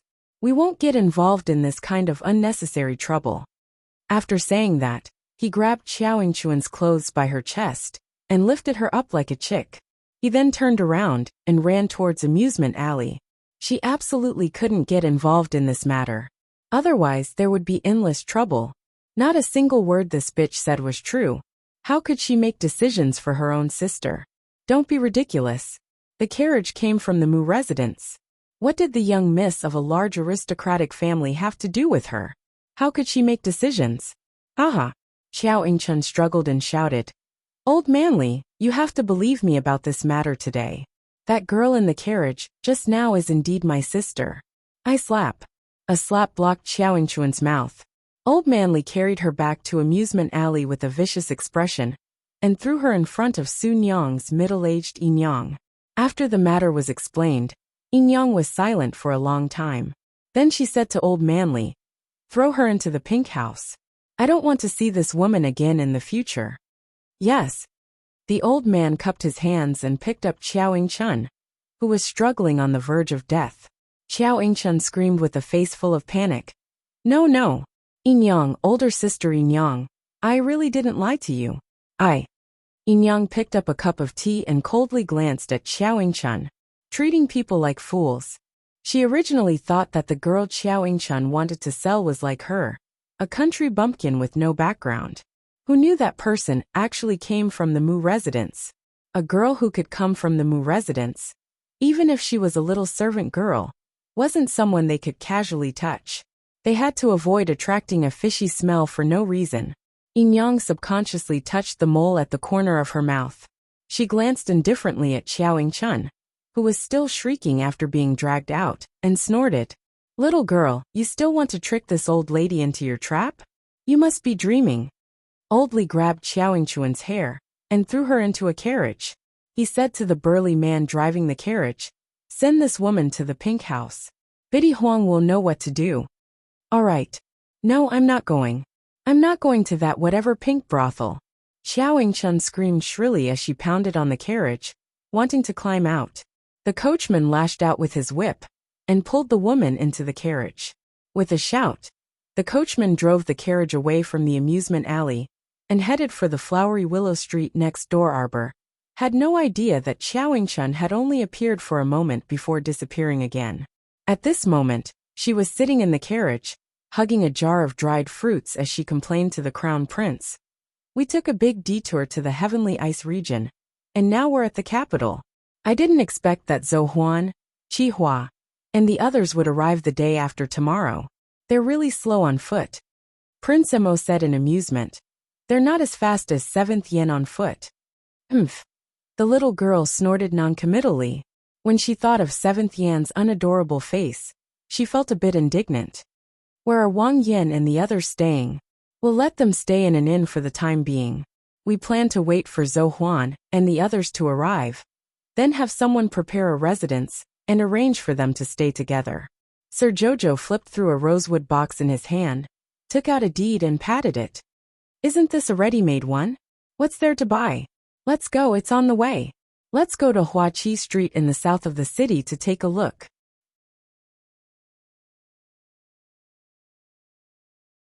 Chapter 2681. The Crown Prince's mouth twitched.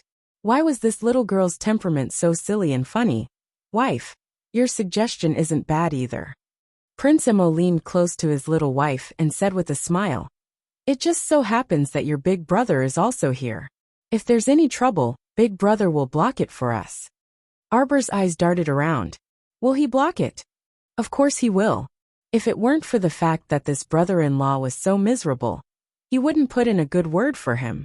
Fortunately, although this brother-in-law's brain wasn't very bright, his feelings for Jojo could be considered sincere. Prince Emo was naturally delighted that there was another person who doted on his little Jojo. Moreover, the little fellow's feelings toward this big brother were very complicated, but it was mostly anger rather than dislike. She was also a little thing who couldn't swallow her pride, so she definitely wouldn't explain anything to Muxingchen.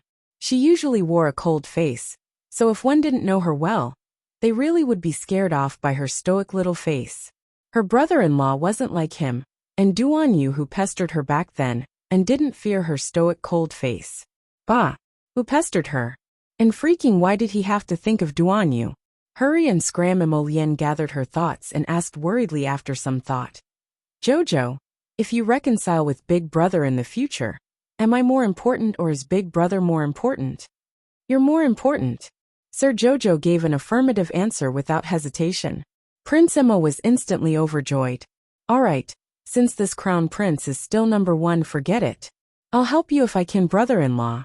If Sir Jojo had hesitated for a second earlier, humph, his brother-in-law's situation would have become even more dangerous with Prince Mo's black-bellied temperament. He definitely wouldn't smooth things over for the siblings. It was already good enough that he didn't stab his brother-in-law in the back. Emolien informed the carriage driver driving the carriage outside, and the carriage circled around from the side.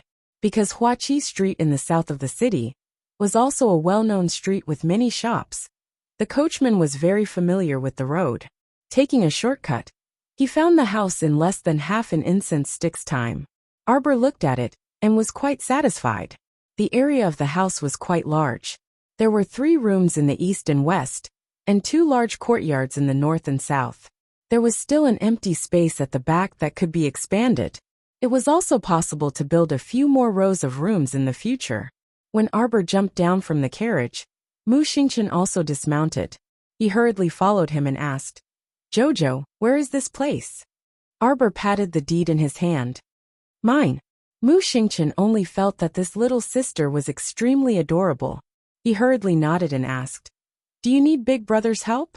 Arbor glanced at him and snorted. Knock on the door. Emolien was a little amused. She watched as her brother-in-law ran up the stairs and banged on the door with all his might under Jojo's command. The door quickly opened. A woman in her 60s with sharp eyes came to open the door. She sized up Muxingchen with a sharp gaze. Young master, who are you looking for? Who are you? Arbor pulled Muxingchen to the side and shouted at the woman. That woman was clearly angered by Sir Jojo's words. Miss, you're knocking on my door, and you're actually questioning who the owner is? Don't you think it's funny?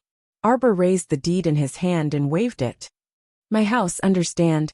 That woman's eyes almost popped out, but she didn't have time to scold him. Weifeng, the little crown princess shouted again. Hey.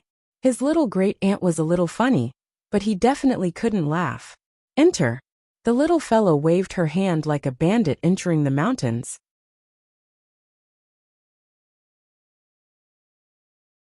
Chapter 2682. Weifeng had a smug look on his face as he led his subordinates, who were at a loss for words, up to the roof and into the estate. A dozen or so great spiritual masters, dealing with a few servants, was truly a piece of cake. In just a short moment, all the servants in the estate had been tied up and brought to the main hall. A 17 or 18-year-old woman with her hair coiled into a woman's bun and a newborn baby in her arms exclaimed in surprise. Who are you people? Ah. The woman who had opened the door earlier was thrown to the ground by Weifeng. She struggled to get up and yelled, Miss, you bunch of bandits and robbers. How dare you be so impudent in broad daylight? I'm going to report you to the authorities for trespassing. Auntie, take a good look at who's forcibly occupying a private residence, who's forcibly occupying someone else's house. Arbor gestured at the title deed in his hand and snorted before turning to look at Muxingchen. Do you see? This is one of my mother's dowry, but now it's being seized by a complete stranger. And they're even calling me a bandit and a robber. This is the dowry that your so-called good father and stepmother gave to my mother. Look at how meticulously they took care of it. Mu Xingqian was also very angry, but he gritted his teeth and said, "Younger sister, don't worry. Mother's dowry is all yours. No one can snatch it away." The little fellow snorted, her little face tensed up in anger. Emolian walked up and took her little hand to pinch her fuming little face. "Do you want me to call the capital governor over?" Arbor shook his head. He could take care of these trivial matters himself. Why bother others? Mu Xingqian had harbored misgivings about his father since the incident in Magnolia Court, so a trace of disappointment hung on his face. His cold, electric eyes stared at the 17 or 18-year-old woman before his gaze landed on the child in her arms. His thoughts turned, and he already somewhat understood the situation. However, he still took a step forward and berated. "Who exactly are you people? Why are you living in someone else's estate without permission?" The old woman was furious. She angrily shouted at Mu Xingqian. "Who the hell are you? You came to someone else's house and scolded us loudly and even injured us. When our master comes back, he will definitely skin you alive." Mu Xingqian's eyes seemed to be able to quench poison as he stared at the old woman and asked, "Who is your master? I'll scare you to death if I tell you. My master is the current head of the Mu family." Darling Qiao was dumbfounded. She didn't have a keen sense of touch when it came to such matters. Mu Xingqian could instantly sense it, but Darling Qiao didn't even think about it. What did that mean? She speechlessly looked up at her husband. "Is this Mu Jingfeng's mistress?" Crown Prince Emo nodded at her affirmatively. "Right." Arbor was still in a daze. On the other side, Mu Xingqian had already exploded in anger. He kicked the old woman a few meters away and roared, "Shut up! This shameless thing! How could she be the daughter of a good family, if she could be an outsider's mistress without any status?" He even dared to boast about it so eloquently and eloquently. The Mu family's face had been completely disgraced. Which well-educated man in an aristocratic family would have an outside mistress? That was something that only people who couldn't be brought to the table would do. Mu Xingqian felt like he was about to explode from anger. He didn't expect that his usually sanctimonious father would do such a thing. Using his ex-wife's house to have an outside mistress? No wonder Jojo called him the most disgusting person.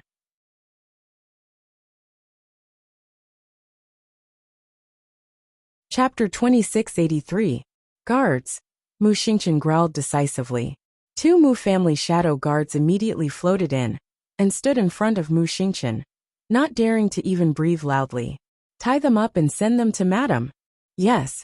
The two shadow guards didn't dare to say another word. They went up and picked up the old woman and the young woman carrying the child, then left quickly with a whoosh. "Jojo, Big Brother will get someone to renovate this house for you. It will take about 5 to 6 days. You can see what you want to do with it then." Xiao Mu nodded her small head, accepting Mu Xingqian's goodwill. "Do you feel uncomfortable?" She could feel the low pressure around him. Her father had been lying to her for so many years, and the things he had done were exposed by his children.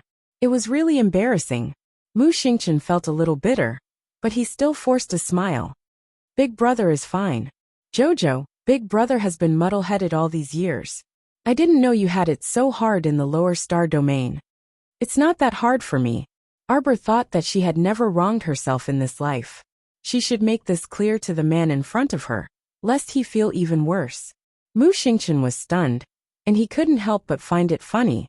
He wanted to reach out and pat his sister's head, but he didn't dare to do so without her permission.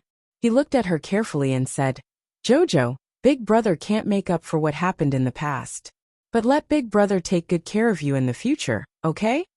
Emo Lian hurriedly pulled his little wife to his side and looked at Mu Xingqian warily.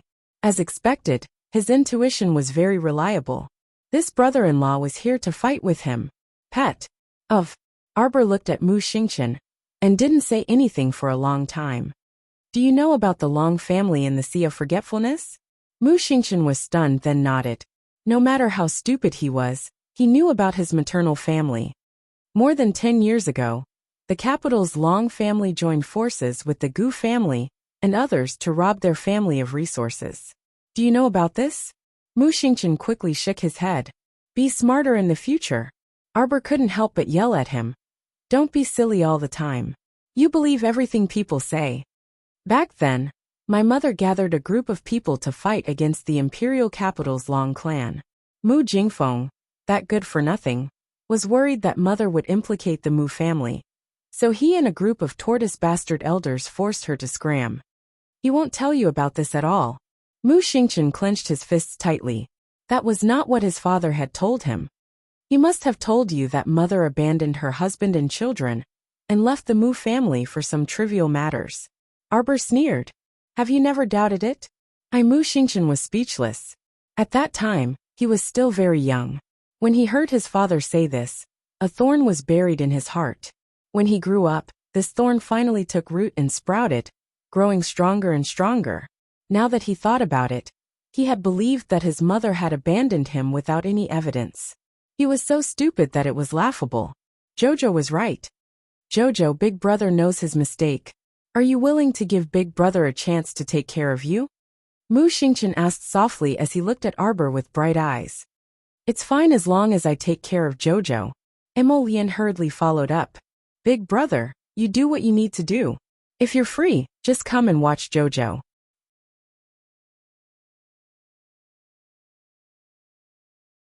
Chapter 2684.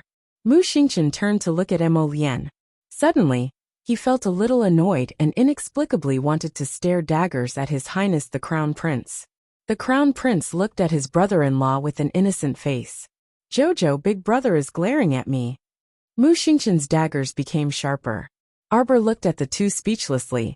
Hubby was so pitiful. He was always disliked by others. It must be because he was handsome. Arbor ignored the two and jumped into the carriage. He said to the coachman, Uncle, let's go to Half Moon Cliff. Mo Lian did not get into the carriage. She smiled at Sir Jojo and said, Wife, I want to say a few words to big brother. Xiaomu made an oh sound and glanced at the two men curiously. Then, she nonchalantly tossed aside the curtain and rolled into the carriage to continue eating her snacks. Mo Lian took out a spirit stallion and rode with Mu Xingqian for a while. The two exchanged daggers with each other for a while. Mu Xingqian was somewhat defeated. He stared at his brother-in-law and asked, What do you want to say to me? Jojo is a meticulous and sensitive person. You can't do this. You have to be thick-skinned. Pester her. You have to show her how good you are to her. Let her feel that you treat her sincerely. Do you understand? Mo Lian looked at his brother-in-law strangely. Why was his brother-in-law's face getting darker? Brother-in-law, you have to work hard. Whether it's a friend or a relative, my wife isn't that easy to accept. Mu Xingqian's face was dark. He stared at Mo Lian and asked, Is this how you tricked her? Pester her. Thick skin. Like the spring rain moisturizing things. It was subtle and silent, but it penetrated her life inch by inch. Right. Looking at your shameless face, I know you hit the nail on the head. This was completely based on experience. Mo Lian blinked and put on a serious face. Brother-in-law, what are you talking about? Seeing that he was so pitiful, he wanted to teach him a few tricks to take down the little fellow. I didn't expect to be insulted by my brother-in-law. Stop pretending. Mu Xingqian gritted his teeth. Although you are the crown prince of the divine province, I will not let you off if you treat my sister badly. Mo Lian's expression immediately became serious. Brother-in-law, don't worry. My feelings for my wife can be seen by the sun and the moon. Mu Xingqian rolled his eyes, but he couldn't help but reveal a faint smile. Did she really not suffer on Seacombe Planet? She didn't know before she was 7. Prince Mo complained with a distressed expression. She wasn't willing to tell me even when I asked her. However, after meeting me when I was 7 years old, don't worry, brother-in-law. I really didn't suffer much. You knew Jojo when she was 7 years old? Mu Xingqian couldn't help but exclaim. That's right. Mo Lian continued to provoke his brother-in-law. Wasn't it very early? Brother-in-law, you don't know, but my wife was so adorable when she was young. She was made of jade and snow just like a little pink doll. TSK, you didn't see it. Thinking about it now, it's still memorable. Mo Lian sounded more and more smug as he spoke, and Huifeng almost couldn't bear to continue listening. Your Highness, can you stop bragging? Back then, you weren't even liked by the crown princess. You make it sound like you're very familiar with her. But you're not at all. What does she look like? Is she still stoic? Stoic, she's been stoic for more than a decade.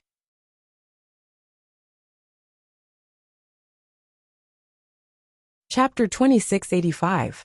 What did you say? Mu Xingqian reprimanded in a low voice. You're not allowed to say that my younger sister is expressionless. So what if she's expressionless? Expressionless looks good too. Emolian. Brother-in-law, weren't you the one who brought up the words expressionless face first?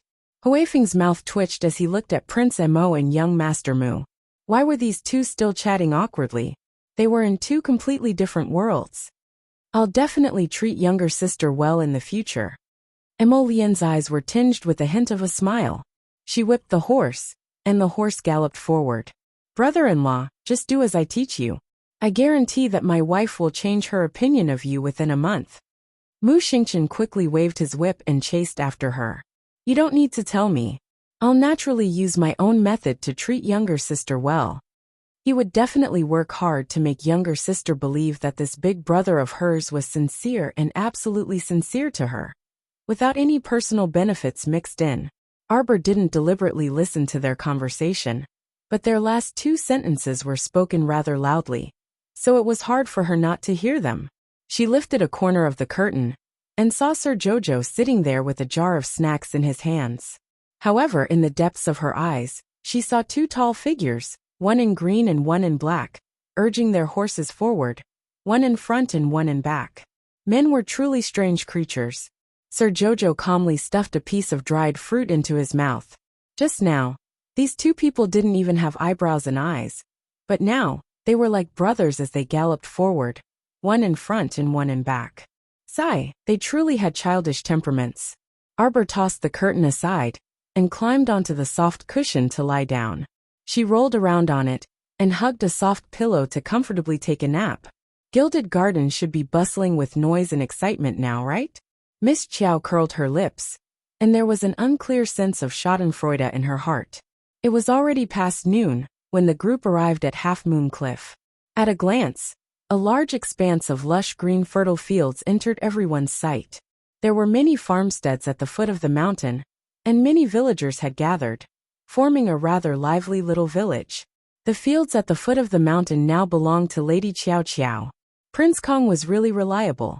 Not only did he send her a lot of fields, but he also provided her with enough servants to take care of the field.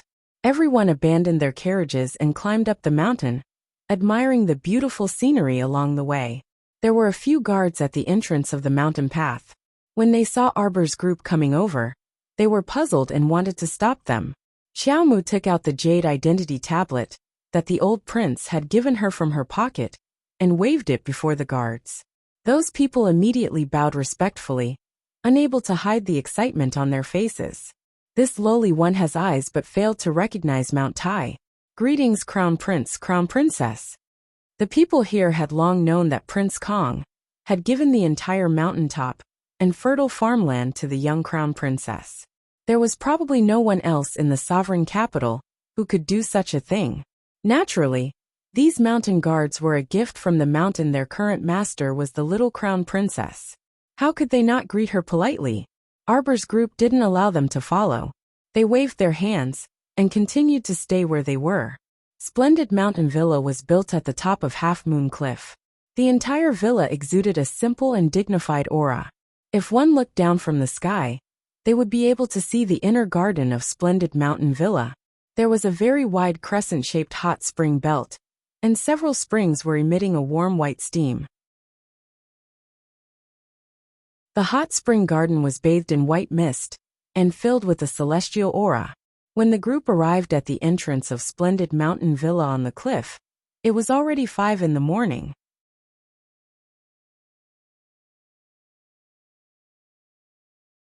Chapter 2686. When Steward Fong of Half Moon Cliff heard that the Crown Prince and Crown Princess had come to the manor, he immediately led all the senior stewards, maids, and manservants of the manor to greet them. So when Arbor and the others arrived at the entrance, they saw dozens of people lined up to greet them. Welcome, Crown Prince and Crown Princess. Arbor's gaze shifted to the plump steward with a kind face, and waved at him. The plump steward hurriedly ran forward and greeted them with a smile. Crown Princess, this lowly one's surname is Fong. We didn't know that the Crown Prince and Crown Princess had come to the manor.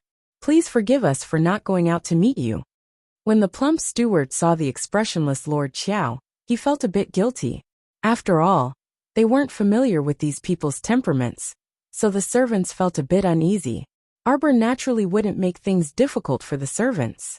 As long as others didn't find trouble with her, she would close her eyes and let bygones be bygones. She wasn't that particular about whether to welcome them or not. Lead the way. Ah, yes, yes.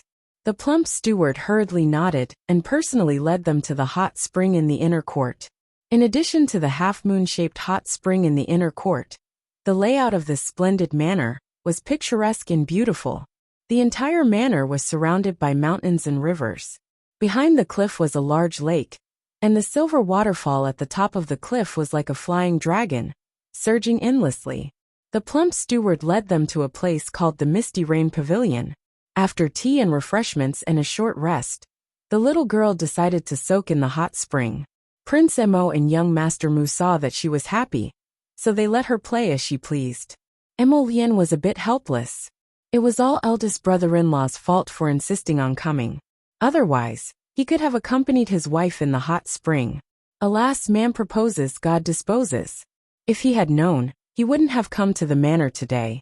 The little girl soaked in the half-moon spring alone for more than an hour, having a lot of fun. When she climbed ashore, her entire face was flushed and bright and beautiful. When she returned to the Misty Rain Pavilion, she saw two men playing chess out of boredom.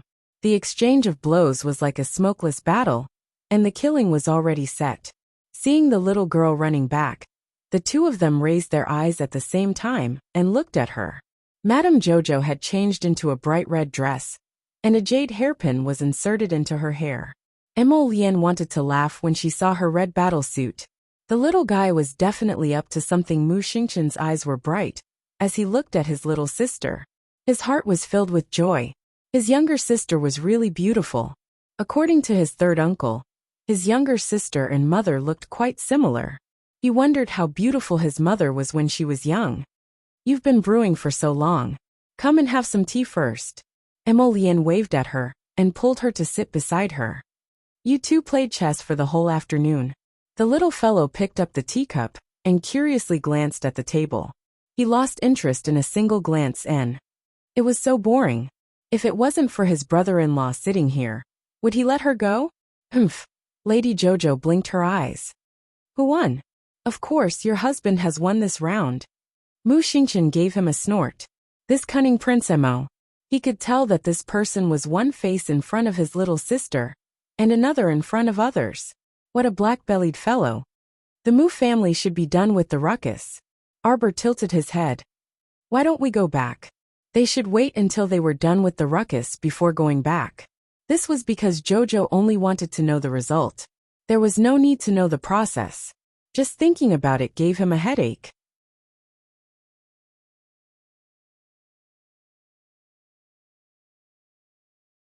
Chapter 2687. Mu Xingqian's expression darkened when he recalled his father's actions. Mu Xingqian nodded with a heavy heart and said, Okay, let's go back and take a look. The three stood up together. When they returned to the city, Jojo wanted to ride a horse. Prince Mo was amused and reached out to carry her onto the horse, but he retracted his hand from his brother-in-law's glare. His brother-in-law specially found a jujube-colored stallion for Jojo and led it to Sir Jojo. He glared at Mu Xingqian's restless hands and glared at him. So infuriating. Prince Mo glanced at his wifey aggrievedly. Jojo covered her mouth and rolled her large eyes at him. She happily hopped onto the horse and galloped off with a slap on the horse's butt. Let's see who's the first to return to the city. Mo Lian couldn't help but find it amusing. Looking at the little fellow's cheerful back, he quickly mounted his horse and chased after her. Xiao Xiao, are there any benefits to being the first to return to the city? Benefits? Arbor's spirited voice was heard. There's good food. Guifeng couldn't help but chuckle. He urged his horse to follow closely behind Mo Lian and Mu Xingqian. Your Highness, let's hurry. There won't be any good food if we're late. Emolian couldn't help but laugh. It was already evening when they returned to the Mu residence. They arrived at the Mu residence's entrance under the red sunset glow. What they didn't expect was that Mu Jingfeng had left early in the morning and had just returned home. Yet Madame's gilded garden seemed to be in an uproar. Fortunately, Madame Mu had nowhere to vent her anger after holding it in for the entire afternoon. The moment they arrived at the entrance, they were welcomed toward Gilded Garden. Arbor originally didn't want to watch this farce, but he thought that Mu Jingfeng must be fuming to death right now, so it would be good to see his agitated appearance. Thus he agreed to go to Gilded Garden. She lowered her head to look at her bright red battle attire and hopped briskly.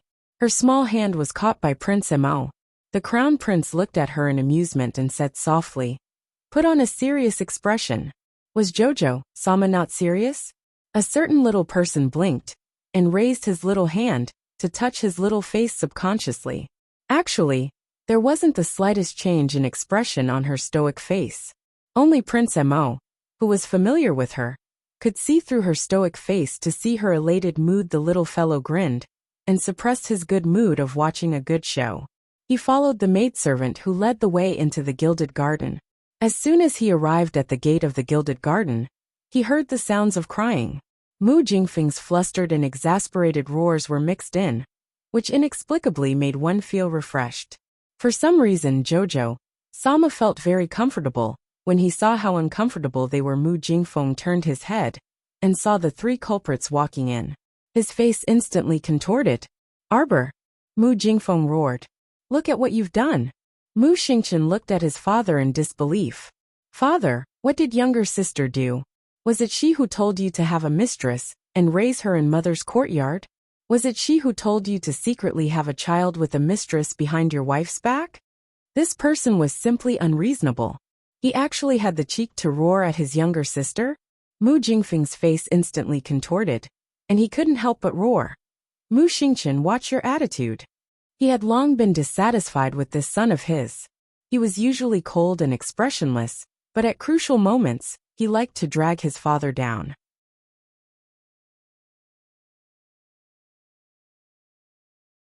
Chapter 2688.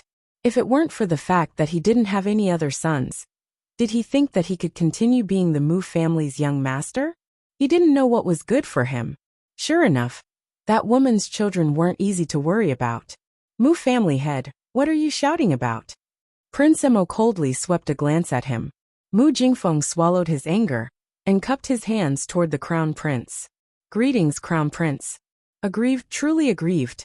When others were fathers-in-law, it was always the son-in-law who was courteous to his father-in-law and saluted upon meeting. But here, it was the complete opposite. Mu Jingfeng still didn't know the Crown Prince's attitude toward the Qiao family's two elders. If he saw such a stark contrast, he would surely faint from anger. Mu Qingya was currently sitting in the main seat. Aside from some sadness on her face, there wasn't any resentment or dissatisfaction. Arbor sized her up and became increasingly vigilant.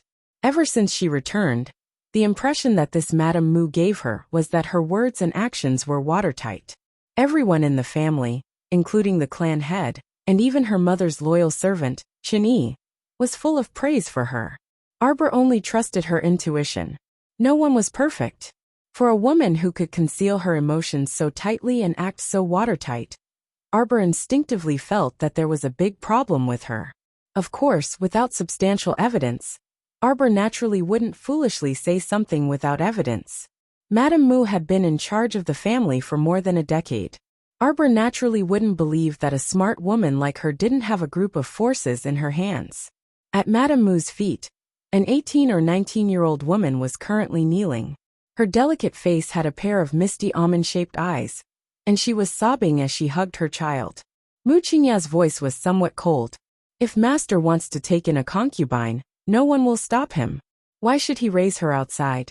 Now that rumors are spreading outside, it's not pleasant to hear." Mu Jingfeng's expression was very ugly. He had already heard rumors among the people on his way back. Some busybodies even spread his romantic affairs everywhere like storytellers, saying that he gave his ex-wife's dowry to his mistress, and that he was caught red-handed by the eldest young master, while fooling around it simply made him lose all his face. It was all because of these two unfilial sons. All these years, he only had one son, Mu Xingchen. What was wrong with raising a beautiful mistress and wanting to have a few more sons? Was it worth it to make such a fuss? This pair of unfilial sons actually barged into Qiong'er's court. Their behavior was so unruly that it made one's hair stand on end. The crown princess isn't someone who lacks a courtyard. Why would she barge into someone else's courtyard and do such a shameless thing? This crown prince let people barge in. Father, don't blame little sister. I was the one who forced my way in. Before Arbor could rebuke Mu Jingfeng, the crown prince and Mu Xingchen spoke up at the same time. Mu Jingfeng was fuming. Now that the inner court was on fire, he had to deal with Arbor, that unfilial daughter, and appease Madame Mu. It was really a headache. Although you are the crown prince, it's not right for you to trespass on private property. What house did we break into?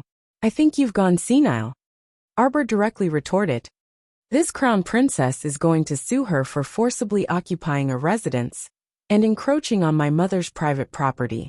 Arbor coldly shouted. Mu Jingfeng, I gave you face, but you don't want it. You brought this upon yourself. Originally, she did not want to make things so ugly.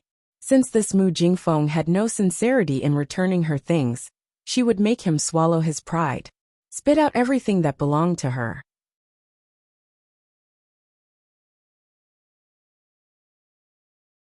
Chapter 2689. What 3-day deadline? Bah, this great aunt is in a bad mood, so I won't give it. I must fully support my wife when she causes trouble. The crown prince's eyes lit up, and he turned to order Huifeng. Go invite the capital governor over. Also, bring the group of accountants this crown prince asked you to find over. Mu Jingfeng was so angry that he fell backwards, simply wanting to vomit blood. He truly didn't expect that this black-hearted couple would really dare to escalate the matter. Were they shameless? They forced his father to hand over his mother's private property as soon as they returned to the Mu family. Would it be good for their reputation if word got out? Mu Xingchen expressed no objection. He was thoroughly disappointed in this father of his. Looking at his father's appearance, he was truly unwilling and simply didn't want to return his mother's dowry shop to his younger sister. If it weren't for his brother-in-law's status and the fact that he had the power to get it back, if it were someone else, they would probably have to swallow their anger and squander it. The capital governor's speed was surprisingly fast. In less than half an hour, he hurriedly rushed over with several dozen guards. This person's surname was Chow, and he was known as Stubborn Chow. One had to know that this name had its origin, because this official Chow was very upright and plain-spoken. He repeatedly went against the imperial family, so everyone called him Stubborn Chow. There was once when Linchuan Prince's heir returned to the capital and rode his horse on Changle Street, injuring 5 commoners. Stubborn Chow was rather swift and decisive, and after catching someone, he lifted their robes and publicly flogged them 50 times. This angered Linchuan Prince so much that he entered the palace that very night to sue Stubborn Chow, accusing him of disrespecting the imperial family. The emperor was so annoyed by Linchuan Prince that he removed Stubborn Chow from his position and sent him to prison. Unexpectedly, the capital's newly appointed capital governor couldn't suppress those silk pants in the imperial city at all, causing the capital to be in a mess. In his anger, the emperor released Stubborn Chow again. Stubborn Chow was sent to and out of prison 5 times and removed from his position 4 times. Yet he was still firmly seated in this position. Thus, everyone understood that the emperor was still rather fond of this Stubborn Chow right now. Jojo was also rather fond of this Stubborn Chow. As soon as Lord Chow took the deed from Jojo, he put on a businesslike expression and ordered the mistress's family to move out of the house immediately. Not only that, he also ordered them to pay a fine for occupying the house for a period of time. Seeing the little white flower beside Mu Jingfeng sobbing uncontrollably, Xiao Mu felt greatly satisfied. She did not know why, but she felt that this little white flower's face was not pleasing to the eye.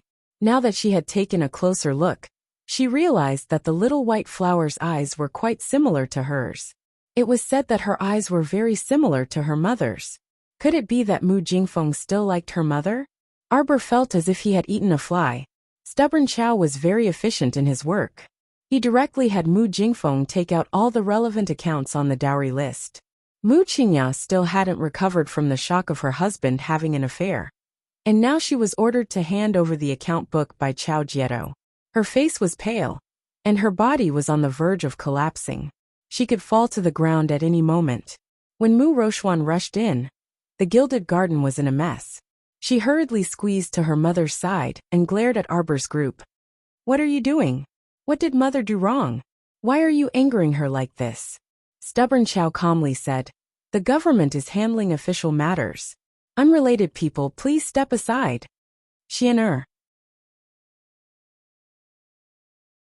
Mu Qingya struggled to stand up. "Lord Chow, don't worry. I'll have my subordinates sort out the accounts."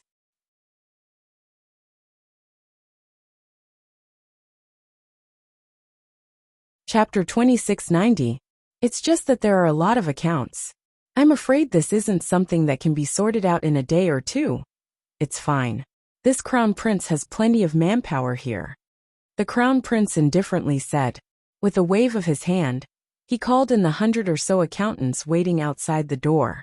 This was really stabbing Mu Jingfeng's chest with hundreds of knives. Mu Jingfeng's eyes were about to pop out of their sockets. Chow Jieto had an indifferent expression, as he silently gave the crown prince a thumbs up in his heart. As expected of my family's crown prince. He has connections and authority. Beautifully done. The most annoying thing was this kind of coward, who seized his wife's private property. He didn't know how to rely on himself, and only stared at his wife's things. What a good-for-nothing fellow. How could he be the Mu family's head? Chow Jieto disdained him in his heart, but he maintained an upright and plain-spoken expression. Since His Highness the Crown Prince has already prepared the manpower, then let's start work as soon as possible. Although there are a lot of accounts from over a decade, we still have to calculate everything clearly. We have enough manpower. Sir Jojo was expressionless, but he gave Sir Chow several thumbs up in his heart. Sure enough, Sir Chow was very impressive. If he had known earlier, he would have asked him to step forward earlier. That way, she wouldn't have to spend all day chattering with Mu Jingfeng. Sir Chow, you've worked hard. Mu Jingfeng said when he saw his sinful daughter talking to Chow Jieto. I reckon that with so many people, we can settle the accounts in one night. Let's go to Yulong Court for a drink to pass the time. It's no trouble, no trouble. Sir Chow was simply overwhelmed by this favor and hastily nodded. This official will naturally comply.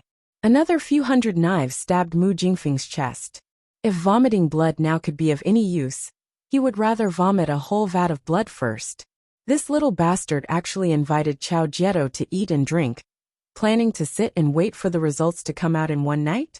This sinful daughter, sinful daughter. He didn't have any path of retreat at all. Arbor summoned the head accountant. Calculate properly. Be on time. I'll treat you guys to snacks later. After you're done, I'll give you 10 times the salary. Tycoon Crown Princess. The 100 or so accountants' faces instantly bloomed with smiles. They nodded repeatedly and said in unison, "Thank you, Crown Princess. This one will definitely work hard to settle the accounts. I won't let down the Crown Prince and Crown Princess trust." Thus, the Gilded Garden was brightly lit, and the sound of the abacus could be heard throughout the night. These over 100 accountants were the best of the best in the imperial capital.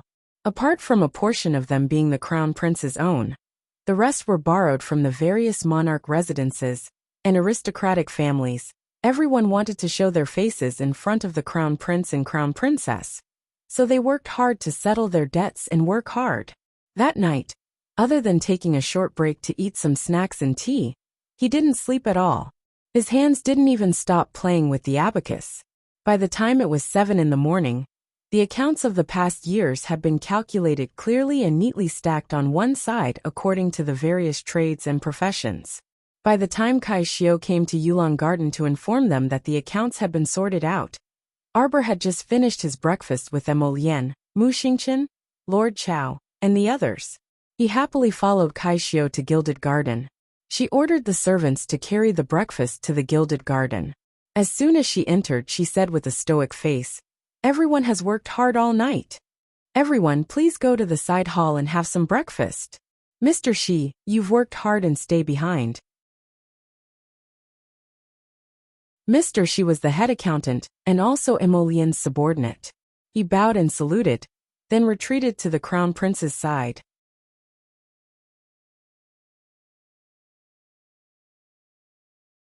Chapter 2691. Kai Chi nimbly ran in and called for people to bring out a few armchairs for Emolien, Arbor, and the others to sit down. After the two happily sat down, they looked at the ashen-faced Mu Jingfeng. With one look, they felt that Mu Jingfeng seemed to have aged 3 to 5 years in a single night from his worry. Wasn't it just a loss of money? Was there a need to be so distressed? Arbor disdainfully pursed his lips.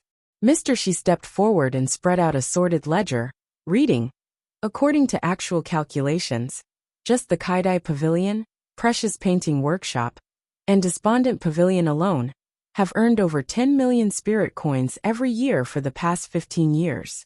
With the business flourishing in recent years, just the Kaidai Pavilion's profit alone reached 20 million spirit coins last year. If it's calculated in terms of gold, silver, and other ordinary items, the value is even higher. There are vast fields in the northern part of the city, and the annual profit can reach about 800,000 spirit coins. As for the 3 residences in the southern part of the city, aside from one for Miss Cheong, the other 2 are rented out to others. The annual rent is about 30,000 spirit coins. In addition, there are 14 shops in the western, southern, and northern parts of the city, especially the medicine shop and talisman shop in the southern part of the city. Their annual profit can reach 1 million spirit coins. There are 2 fields in the eastern suburbs of the city. The income is relatively low, and they can earn about 50,000 spirit coins every year. As for the 3 fields in the northern suburbs of the city, their income is rather high. They earn 300,000 spirit coins every year. In addition, the income has been rising year after year. With this, in the past 15 years, Mr. Shi picked up an abacus and quickly calculated. Excluding those expenses, the total net profit can reach at least 220 million spirit coins. Mu Jingfeng simply didn't know what this person was talking about. He only felt that his mouth was opening and closing, and every word seemed to be digging a bloody hole in his heart. 220 million spirit coins? Mu Qingyao was helped to sit down. She also felt dizzy and was somewhat at a loss. Arbor nodded. Have you calculated the expenses of Mu Jingfeng's concubines and illegitimate children all these years? Yes, the crown princess. It's all calculated. Madame Mu's monthly salary is 20,000 spirit coins. Miss Mu's monthly salary is the same as young Master Mu's, 10,000 spirit coins. As for the Mu family's 4 concubines, each of them costs 3,000 spirit coins. The 3 concubine-born daughters each have a monthly salary of 5,000. There are a total of 74 servants in the main branch. Every month they have to pay. Enough! Mu Jingfeng roared in anger. He felt that he had lost all his face today. The most hateful thing was, stubborn Chow was still drinking tea at the side, listening calmly in the midst of chaos. This kind of family matter was actually brought to the court. He had simply lost all his face, both inside and outside. Arbor mockingly glanced at Mu Jingfeng and smiled sarcastically. The Mu family's head is spending his ex-wife's dowry, yet he's quite unrestrained. Although the prices of goods in the Great Divine Prefecture were high, they were generally 5 times higher than the middle 6 prefectures. However, 100 spirit coins were enough for an ordinary family's daily living expenses. The monthly allowance that the Mu family head gave to the concubine was as high as 100 spirit coins a day. This did not include the clothes, shoes, socks, rouge, face powder, and gold and jade jewelry that were made for the 4 seasons every year. How could he have such a big face? How much is there in total? Have you calculated it yet? Arbor coldly asked. For the past 15 years, the main branch has given the masters a monthly allowance of more than 15 million spirit coins.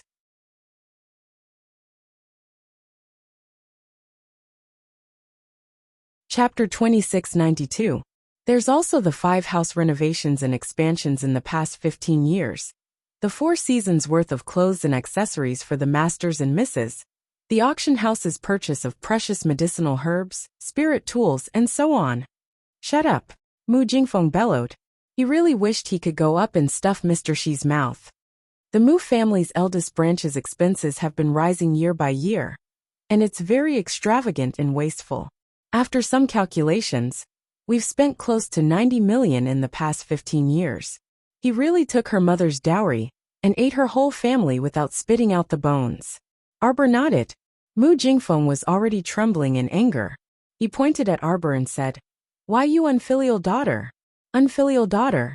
If it weren't for your stepmother mediating and managing the shops all these years, would Kaidai Pavilion, Precious Painting Workshop, and Despondent Pavilion be as prosperous as they are today?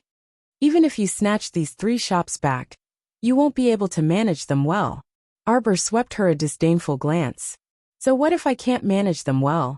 I just like to smash them for fun, and it's none of your business." Lord Chow's face was taut as he inwardly gave the little crown princess a thumbs up. Well done. There was really no need to be polite to this stinky man, who shamelessly usurped his wife's business. Mu Jingfeng was so angry that his face turned pale, and he felt dizzy. "Why you unfilial daughter? Enough nonsense." Arbor waved his hand, and turned to look at Mu Qingya. He said indifferently, "It's true that Madame Mu has managed the business well all these years, but the things you've taken from my mother aren't insignificant, right? You've spent 90 million in 15 years' worth of expenses so comfortably," Arbor coldly said. "Madame Mu, I'll give you an annual salary of 2 million. I'll give you 30 million for 15 years. Your Mu family's eldest branch spent 90 million on my mother, so you just have to spit out 60 million. In addition, you'll make a profit of 220 million, not a cent less. Prepare everything for me within 3 days. Otherwise, we'll meet His Majesty in the Golden Hall. Just you wait and see." Mu Jingfeng's lips were trembling in anger. "Why you're simply making trouble for no reason. When did we use your mother's money for our daily expenses? It's not like I don't have any businesses. Why you intolerable bullying? Why are you so sure that their daily expenses are Long Chiyun's money? Moreover, didn't they just say that they made a profit of 220 million? Even if he spent 60 million spirit coins. No, the total price should be 220 million spirit coins. Why was there a need for another 60 million on top of the 220 million? Wasn't this extra 60 million just plain robbery? Did he think he was a fool?" Mu Jingfeng trembled in anger. "You know very well whether it's my mother's money or not." Xiao Mu gazed at him coldly and declared, "In short, you can't give me a single cent less than the 280 million spirit coins compensation." With that, he turned to look at the capital governor. "Lord Chow, I need you to look over the account books. What do you think of the way I've handled it?" "Very reasonable." Lord Chow took the account book and looked at it. He quickly praised, "The Crown Princess does things flawlessly. This official is truly impressed." "You bootlicker." Mu Jingfeng was so angry that his eyes were about to pop out of their sockets. His eyes were bulging, and he was panting heavily. Mo Lian was also speechless. Who could come and tell him if this stubborn Chow's temperament had changed? Who said that stubborn Chow was hard to talk to? How easy was he to talk to his Jojo?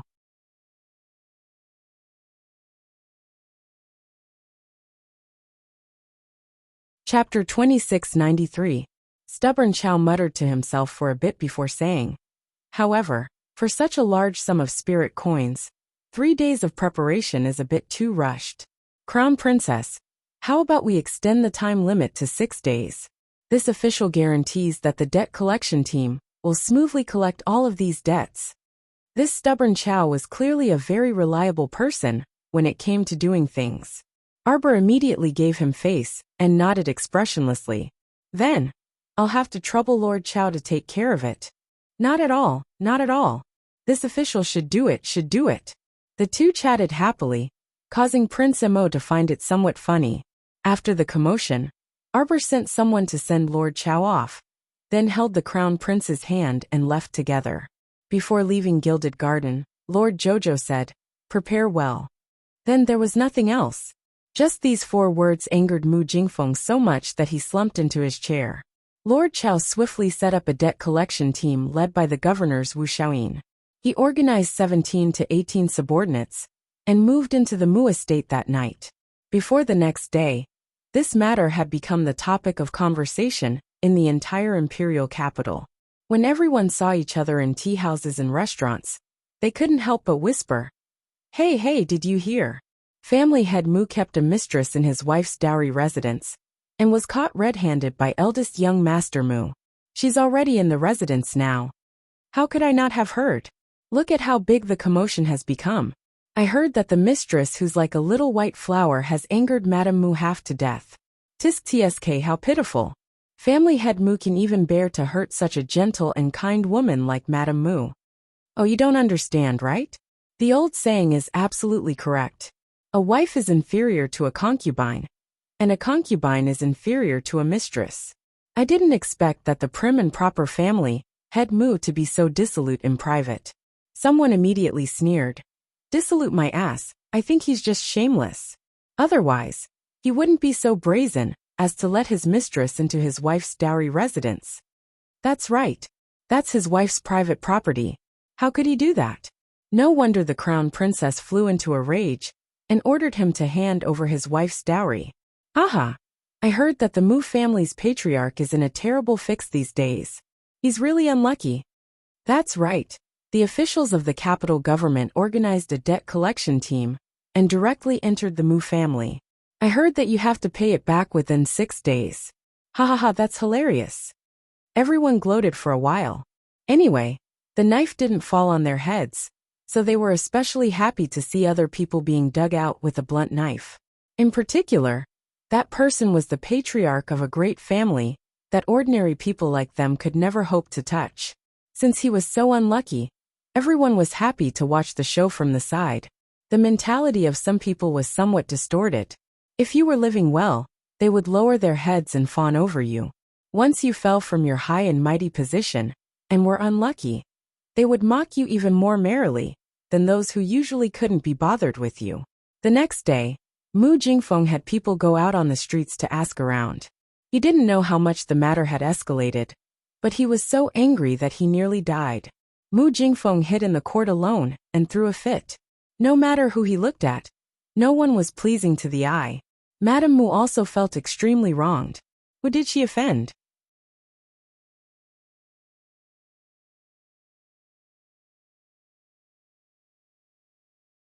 Chapter 2694.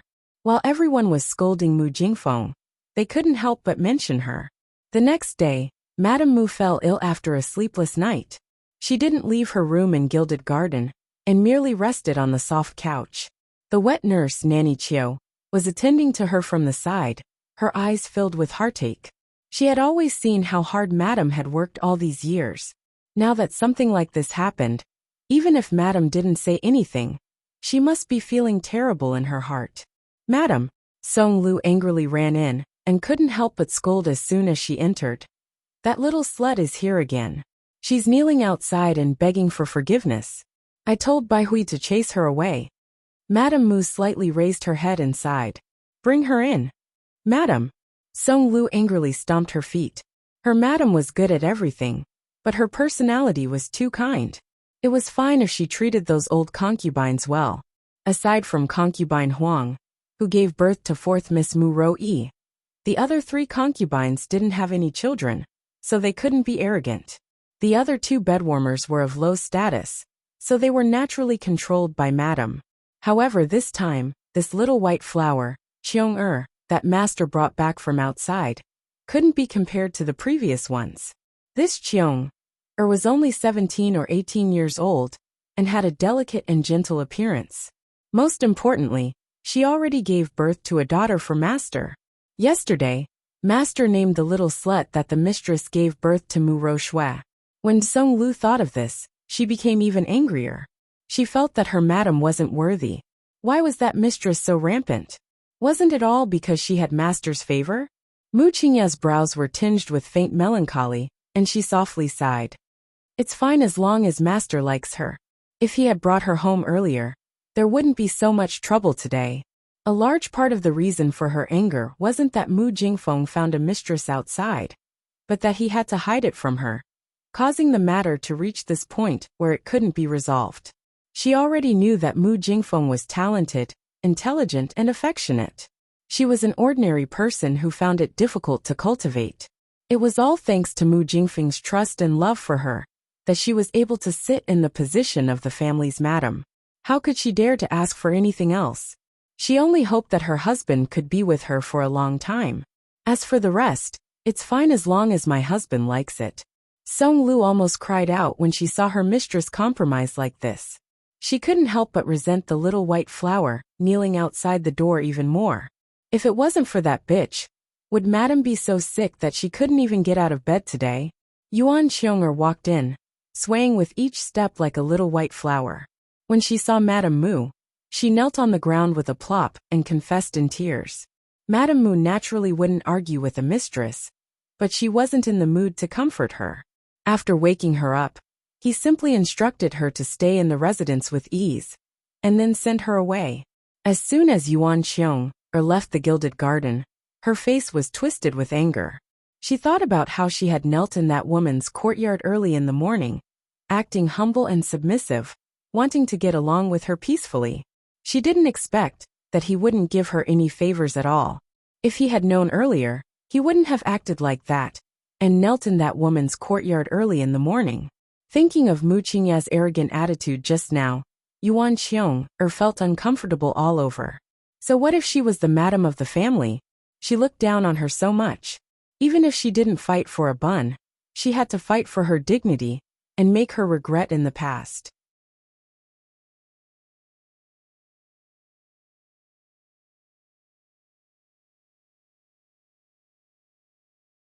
Chapter 2696. Sir Jojo didn't have any objections. In any case, she would go wherever her husband went. If it was a banquet, then so be it.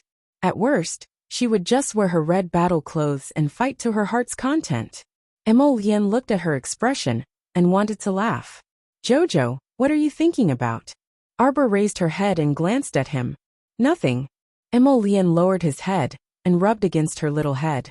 That little expression of yours clearly means that you want to wear your red battle clothes and go fight. Arbor couldn't help but feel a little embarrassed. This person was truly shrewd, he could see through everything. Emolian pulled her little hand and said, "Don't worry, we're just going to attend a banquet. The main thing is that we've been back for a few days, so it's time to meet them." Arbor expressionlessly nodded her little head. Prince Emo knew that she wasn't very interested in these things. So after casually saying a few more words, he pulled her outside. The eldest branch's main family courtyard had been quite lively these past few days. The debt collection team had been urging them to gather the 280 million spirit coins as compensation, causing blisters to form on Mu Jingfeng's lips and his heart to burn with anxiety. Old Master Mu expressed that he was willing to fork out 50 million spirit coins to help compensate the first branch. The second branch, fourth branch, and fifth branch pretended to be deaf and mute, and didn't say anything.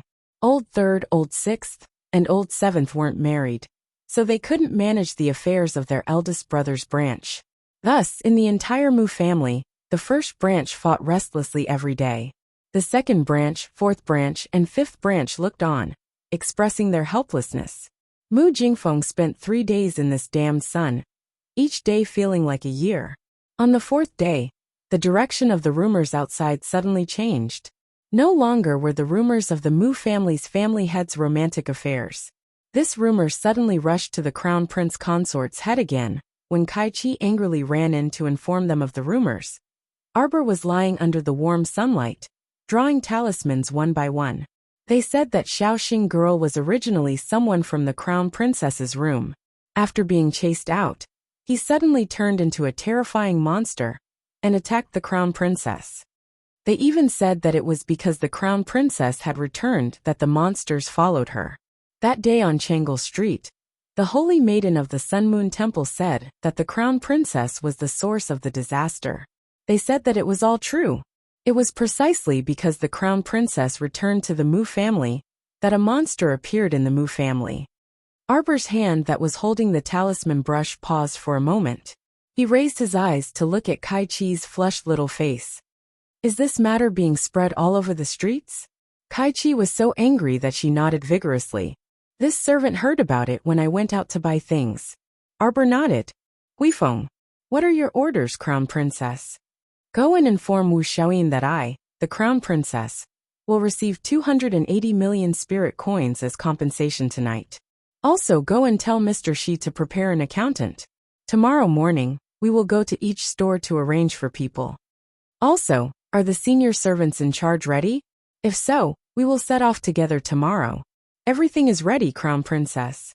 Huifeng silently lit another candle for Mu Jingfeng. Regardless of whether Mu Jingfeng was the one behind this rumor or not, from the looks of it now, the young Crown Prince Consort was willfully pinning this debt on Mu Jingfeng. That's all for now. Kai Xiao Kai Chi. Huifeng, tell Li Yi to stand guard at the court's entrance. If anyone dares to barge in, don't be polite. Just kill them. Yes. Huifeng nodded, and immediately left to carry out the order.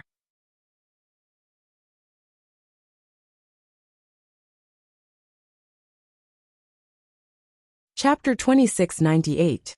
You told Li Yi to go directly to the restaurant and find the culprits to execute them on the streets. You even said that you had to tell everyone gently and don't scare them. How could that not freaking scare them? Who wouldn't be so scared that their parents wouldn't recognize them after witnessing the death of the rumor mongers? Xiaomu creased her brows and said, after you kill them, throw those main culprits who started the rumors into the central plaza. Remember to tie them there, so that everyone can see what they look like. You have to politely tell everyone that these people are rumor mongers and deserve to die. Got it? Li Yi nodded with a deadpan expression. Crown Princess, this subordinate understands. Arbor nodded, but still worriedly reminded. Remember not to scare them.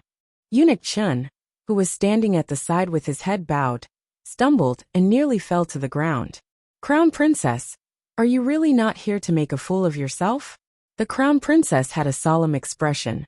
Seeing that Li Yi understood her words, she nodded and waved her hand to send her off. After the sun set, the Crown Prince finally extricated himself from the Emperor's place. Before he could ask about the rumor, he saw Li Yi walk in. Greetings to the Crown Prince, Crown Princess. How did it go? The young Crown Princess asked with a serious expression. Well done, Li Yi answered. Eunuch Chun felt like laughing. Could it be that this subordinate resembled her master? This new lass called Li Yi had a stoic face that somewhat resembled the young Crown Prince Consort. Her words and actions were also short and concise. This subordinate followed the Crown Princess's instructions and had the night pavilion's members spread the news. Then, we went to a large restaurant in the imperial capital where people from all walks of life gathered. Sure enough, this subordinate caught 3 ruffians who were spreading the rumor that the Crown Princess was the source of the disaster. This subordinate didn't scare them. This subordinate only drew my sword and splattered their blood on the spot. But the strange thing was, before this subordinate could explain, the people in the restaurant screamed and ran away. The Crown Prince's mouth twitched silently. This subordinate swears that this subordinate really didn't scare anyone. The little Crown Princess nodded. Li Yi said with a cold face, this subordinate will throw these 3 ruffians into the central plaza and hang them on the pillar next to the mission board. I didn't expect that even the people in the square would run away this time. I only had time to say that they were spreading rumors before I could finish. Everyone had disappeared. I'm sure I didn't scare anyone. The little Crown Princess nodded again. Prince Emma was having a hard time trying to hold back his laughter. Li Yi then said, this subordinate had no choice but to hang a sign on the ruffian's body to explain what happened. I believe that anyone with eyes can see it. How did you write it? This subordinate writes, those who spread rumors and slandered the Crown Princess shall die. The little Crown Princess took out a small porcelain bottle from her inner world and handed it to Li Yi. She patted her shoulder and said, not bad. Here's your reward. Prince Emo held his forehead and couldn't help but burst into laughter. The little Crown Princess and Li Yi turned to look at him at the same time and cursed inwardly. Why is the Crown Prince laughing over such a serious matter? It's been hard on you. Go back and rest. The little crown princess had Li Yi go back. That night, the rumors about the crown princess all disappeared without a trace. Mu Jingfeng's glorious deeds were once again brought up, and the streets and alleys were abuzz with it.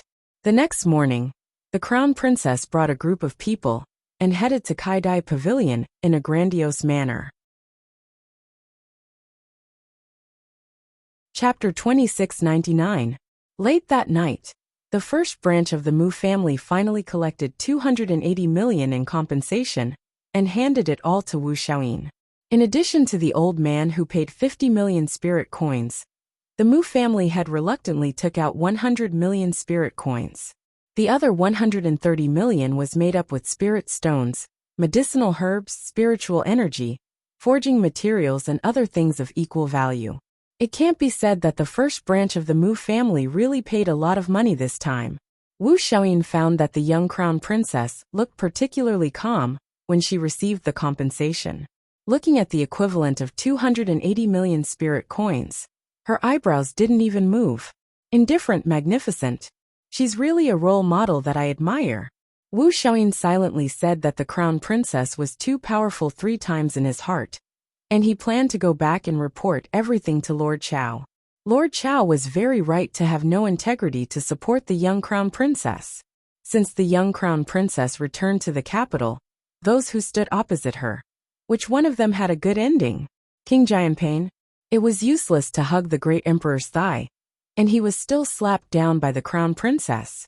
The crown prince of Jianping was beaten up by the king of Jianping, and he was still lying in bed and couldn't get up. The Long family, the Gu family, and the young crown princess didn't even have a chance to meet, and they were already trembling from the fine. The Sun Moon Temple could be considered famous in the 3 regions. The holy nun of the temple was slapped by the young crown princess until her parents couldn't recognize her. To bring the holy nun home, they also had to pay a corresponding large compensation this time. It was the Mu family head's turn. The extent of bleeding could be said to be not a great loss of vitality. After this incident, the Mu family head was afraid that the entire first branch of the Mu family would be depressed for who knows how long. How could he be so extravagant when it came to spending in the future? Wu Xiaoyin concluded that people wouldn't die if they didn't court death. Therefore, it was better to weigh their own strength and see if they should court death. The next morning, the crown prince Consort, who was feeling refreshed, woke up early in the morning. She had someone set up a carriage and brought along a group of stewards, nannies, and accountants to Kaidai brothel. The crown prince was called into the palace by the great emperor early in the morning. Jojo didn't want the man to be involved in this matter. She could handle it herself, so there was no need for Prince to do it. There were about 20 to 30 horse-drawn carriages, carrying dozens of accountants, hundreds of stewards, nannies, servants, and so on. When the group of people left the Mu residence, it naturally caused a huge commotion. When someone reported this to Madame Mu, Mu Qingyao was dumbfounded. The crown princess' first stop is Kaidai Loft. Song Lu stomped her feet and shouted angrily, "The crown princess is completely looking down on you, madam." Mu Qingyao couldn't help but smile bitterly. It was originally Sister Chu Yun's business, so it's reasonable for the crown princess to want to take it back. However, how much would the crown princess know about this business? He was worried that the little girl would squander away all of Long Qian's shops. Song Lu couldn't help but stomp her feet and shout resentfully, "My dear madam, you're so kind-hearted that you're still worried about her at this time. She really doesn't look down on you, madam." Mu Qingyao glared at her. "I'm originally managing these businesses on behalf of the crown princess. Isn't it natural for the crown princess to want to take them back? Don't say such things again in the future. Go inform Qing Nyang and the others to have those stewards receive the crown princess well. Don't neglect her."